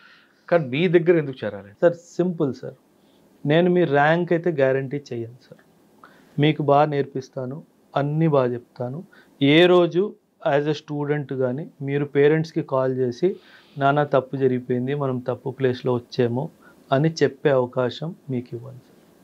యాజ్ ఎ నేను ఎప్పుడు చెప్తాను sir, I don't deal with any financial part of the institute. నేను యాజ్ ఎ టీచర్గానే ఉంటాను సార్. ఎప్పుడు పిల్లలకి వాళ్ళకి ఎటువంటి ప్రాబ్లం వచ్చినా సబ్జెక్ట్ పరంగా కానీ పర్సనల్ పరంగా కానీ I'm always there for them. In the past కూడా ఉన్నాను, ఇన్ ద ఫ్యూచర్ కూడా ఉంటాను. నేను ఎందుకు నేను నా దగ్గరికే రండి అని నేను అనట్లేదు సార్. నా దగ్గరికి వచ్చిన వాళ్ళని నేను 100% నిజాయితీగా వాళ్ళు కట్టిన డబ్బులకి నేను తిరిగి 10 రెట్లు ఎడ్యుకేషన్ ఇస్తాను. ఎడ్యుకేషన్ ఒక్కటే కాదు sir, my army experience use చేసి వాళ్ళ పర్సనాలిటీ మీద కూడా నేను చాలా వర్క్ చేస్తాను సార్. యాక్చువల్లీ ఒక పేరెంట్ వచ్చాడు సార్, ఒక అబ్బాయిని తీసుకొని అడ్మిషన్ తీసుకున్నాడు సార్. ఒక 14-15 డేస్ తర్వాత తిరిగి వచ్చాడు సార్. ఏదో ఇష్యూ ఉందేమో అనుకొని 2 సార్లు కూర్చోమంటే, సార్ ఆ అబ్బాయి జాయిన్ అవుతాడంటే ఏదో వచ్చాను సార్, ఏదో వీడు సరదా కదా అని చెప్పేసి అన్నాను. అబ్బాయి మారిపోయాడు సార్ 2 వీక్స్లో అన్నాడు. ఏం మారిపోయాడు సార్ అంటే, ఎప్పుడు టీవీ చూసుకుంటూ కూర్చోవడము, క్యాజువల్గా ఫోన్లో టాక్స్ చేయడము. ఇప్పుడు మేము టీవీ చూస్తుంటే టీవీ కట్టేస్తున్నాడు సార్. నేను చదువుకుంటాను మీకు కనిపించట్లేదు అనేసి. అంటే ఆ మైండ్తో ప్లే చేయాలి సార్. పిల్లలకి చదువు ఎందుకు ఇంపార్టెంట్, ఆ డైమెన్షన్ నేర్పిస్తే కానీ పిల్లలు అర్థం చేసుకోరు. అందుకే స్టార్టింగ్లో ఒక 10 to 15 days I only try to build their personality sir. అది నా యూఎస్పీ సార్. జనాలు ఏం చేస్తారు, ఫస్ట్ డే నుంచి క్లాసులు అన్నట్టుగా, అది నేను చెయ్యను సార్. అసలు యూపీఎస్సీ ఎందుకు, మీరు ఎందుకు అవ్వాలనుకుంటున్నారు, ఇవన్నీ వాళ్ళకి అవగాహన ఇస్తేనే కదా సార్ వాళ్ళు ఎందుకు వచ్చారు అన్న విషయం తెలుస్తుంది. సో ఇక్కడ నేను చాలా నా student sir maybe UPSC pass అవ్వకపోవచ్చు, కానీ ఆ సంవత్సరం నా స్టూడెంట్ ప్రిలిమ్సే ఫెయిల్ అయ్యాడు అనుకోండి, ఆ సంవత్సరం టాపర్ ఉన్నారనుకోండి, ఎదురు కూర్చోబెట్టండి, డిబేట్లో నా స్టూడెంట్ ఓడిచ్చేస్తాడు సార్. ఎందుకంటే ఆ లెవెల్ ఆఫ్ నాలెడ్జ్ నేను ఆ స్టూడెంట్కి మాత్రం పక్కాగా ఇస్తాను. యూపీఎస్సీలో పాస్ అవ్వడము చాలా ఫ్యాక్టర్స్ ఉన్నాయి సార్. అదృష్టం ఒక ఫ్యాక్టర్ ఉంది, టైమింగ్ ఆఫ్ ప్రిపరేషన్ ఒక ఫ్యాక్టర్ ఉంది, చాలా ఉన్నాయి సార్. కాకపోతే పాస్ ఫెయిల్ అనేది కాదు sir important. You come, you learn. Success is a by product. నేను ఎప్పుడు చెప్తాను నా స్టూడెంట్స్కి, సక్సెస్ వెనక పరిగెడితే అది రాదు. మీ ఇన్నర్ కాంపిటెన్స్ని మనం ఇంప్రూవ్ చేయాలి. సద్గురు గారు చెప్తారు, why's few people are successful, why's others are not, because they did not work on their inner competency. ఆ ఇన్నర్ కాంపిటెన్సీ మీద నేను పనిచేస్తాను సార్. మీరే స్టూడెంట్ అనుకోండి, మీరు వర్డ్ ఆఫ్ ఎక్స్ప్రెషన్లో వీక్గా ఉన్నారు, దాని మీద పనిచేస్తాను. So that is wear the difference comes. A student మీరు కెమెరా తీసుకొని ఇన్స్టిట్యూట్కి రండి సార్, లైవ్ వెళ్ళిపోదాం, ఒక్క స్టూడెంట్ కూడా నెగటివ్గా మాట్లాడు. That's my guarantee.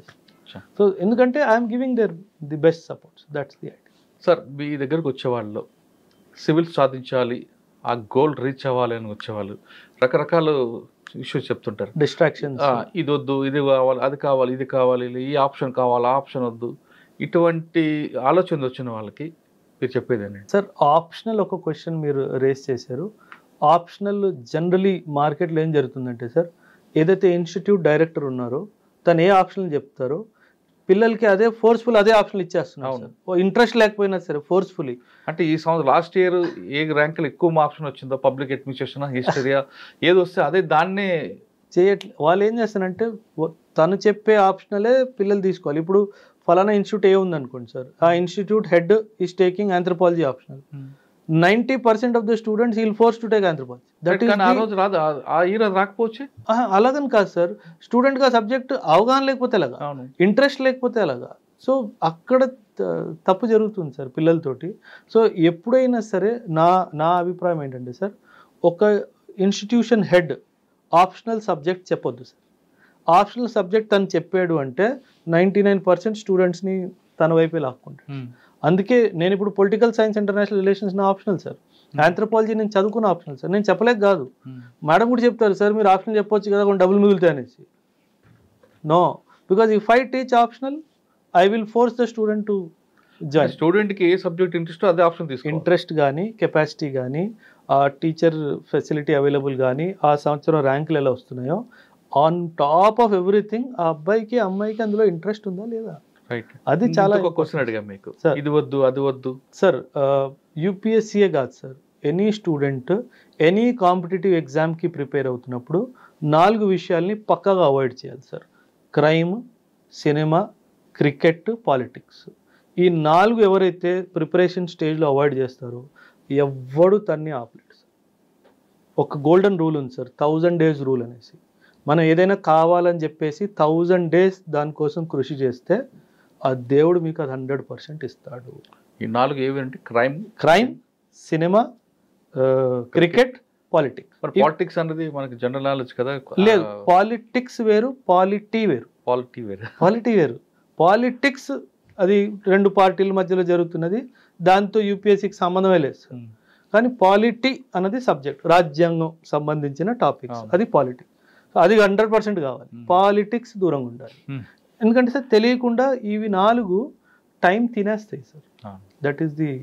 Telugu medium చదువుకుని వస్తారు, కొంతమంది ఇంగ్లీష్ మీడియం చదువుతారు, కొంతమంది ఫ్యామిలీ బ్యాక్గ్రౌండ్ మంచి రిచ్ పీపుల్, కొంతమంది మిడిల్ క్లాస్ వస్తారు.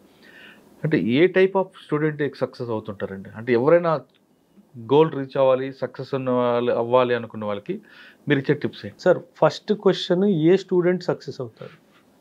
ఒకటి పేదవాడు సార్, ఒకటి గవర్నమెంట్ స్కూల్లో చదువుకున్నవాడు సార్. రేషియో ఈ కేటగిరీ స్టూడెంట్ది ఎక్కువ సార్ యూపీఎస్సీ సక్సెస్లో. ఎందుకంటే కాన్వెంట్, పబ్లిక్ స్కూల్స్లో చదువుకున్న పిల్లలు, they are pampered students, they are not parented students. Pamper అయి వస్తారు, యూపీఎస్సీలో ఆ స్ట్రెస్ తట్టుకోలేరు సార్. ఒక విలేజ్ బ్యాక్గ్రౌండ్ నుంచి వచ్చి చాలా దగ్గరగా కష్టాలు చూసి పేదరికాన్ని చూసి వచ్చిన వాడే లీడర్గా వస్తాడు సార్, 100%. సో నేను ఎప్పుడు చెప్తాను, తెలుగు మీడియం స్టూడెంట్స్ అయినా సరే, ఇంగ్లీష్ మీడియం అయినా సరే, విలేజ్ బ్యాక్గ్రౌండ్ నుంచి వచ్చిన వాళ్ళు 30% your chances of making it in UPSC is higher than a city person. So do not give up in the middle అని చెప్పేసి చాలా క్లియర్గా చెప్తాను. అంటే వాళ్ళ కష్టం తెలుస్తుంది కాబట్టి చాలా దగ్గరగా చూస్తారు సార్. అండ్ ఇప్పుడు హైదరాబాదే అనుకోండి సార్, మీరు బిల్డింగ్ కింద దిగి ఎవరైనా ఆపి హైదరాబాద్ డిస్ట్రిక్ట్ కలెక్టర్ ఎవరైనా అడగండి, ఎవరు తెలుస్తుంది? ఎవ్వరికీ తెలియదు.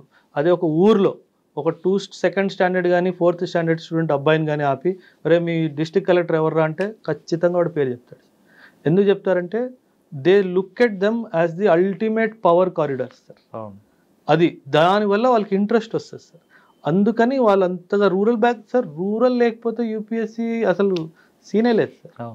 హార్డ్లీ నేను ఒక బ్యాచ్లో 70 మంది ఉన్నారనుకోండి, మా అయితే 10 నుంచి 12 మంది సిటీ నుంచి వస్తారు, మిగతా అంతా rural background. Rural dream, UPSC is a rural dream, it is not an urban. Civils రాయాలనుకున్న వాళ్ళకి ఖచ్చితంగా గ్రామీణ ప్రాంతంలో పుట్టి పెరిగిన వాళ్ళు కానీ, ప్రభుత్వ బడిలో చదువుకున్న వాళ్ళు ఖచ్చితంగా సాధిస్తారంటూ చెప్తున్నారు ఓబ్రాయ్ సార్. ఇక్కడికి మా దగ్గరకు వచ్చిన వాళ్ళకి ర్యాంక్ ఇస్తానని గ్యారంటీ ఇవ్వకపోయినా వాళ్ళకి పర్సనాలిటీ డెవలప్మెంట్, మెంటల్లీ స్ట్రెంగ్త్ మాత్రం ఖచ్చితంగా మా ఇన్స్టిట్యూషన్ ఇస్తుంది. వాళ్ళు రేపు తమ కాళ్ళపై నిలబడి వాళ్ళు సంపాదించుకోవడం కాకుండా ఎదుటి వాళ్ళకి ఒక రోల్ మోడల్గా ఉండే విధంగా మా ఇన్స్టిట్యూషన్ రెడీ చేస్తుందంటూ ఆ విషయంలో పర్ఫెక్ట్ అంటూ ఆయన ఛాలెంజ్ చేస్తున్నారు. ఇది ఓబ్రాయ్ గారితో ఎక్స్క్లూజివ్ ఇంటర్వ్యూ. వచ్చే వారం మరో కిష్టం మళ్ళీ కలుద్దాం. అందరికి నమస్తే. Thank you. నమస్తే sir. Thank you very much sir, పిలిచినందుకు, మీతో మాట్లాడినందుకు చాలా బాగా నచ్చింది సార్. Right sir, thank you.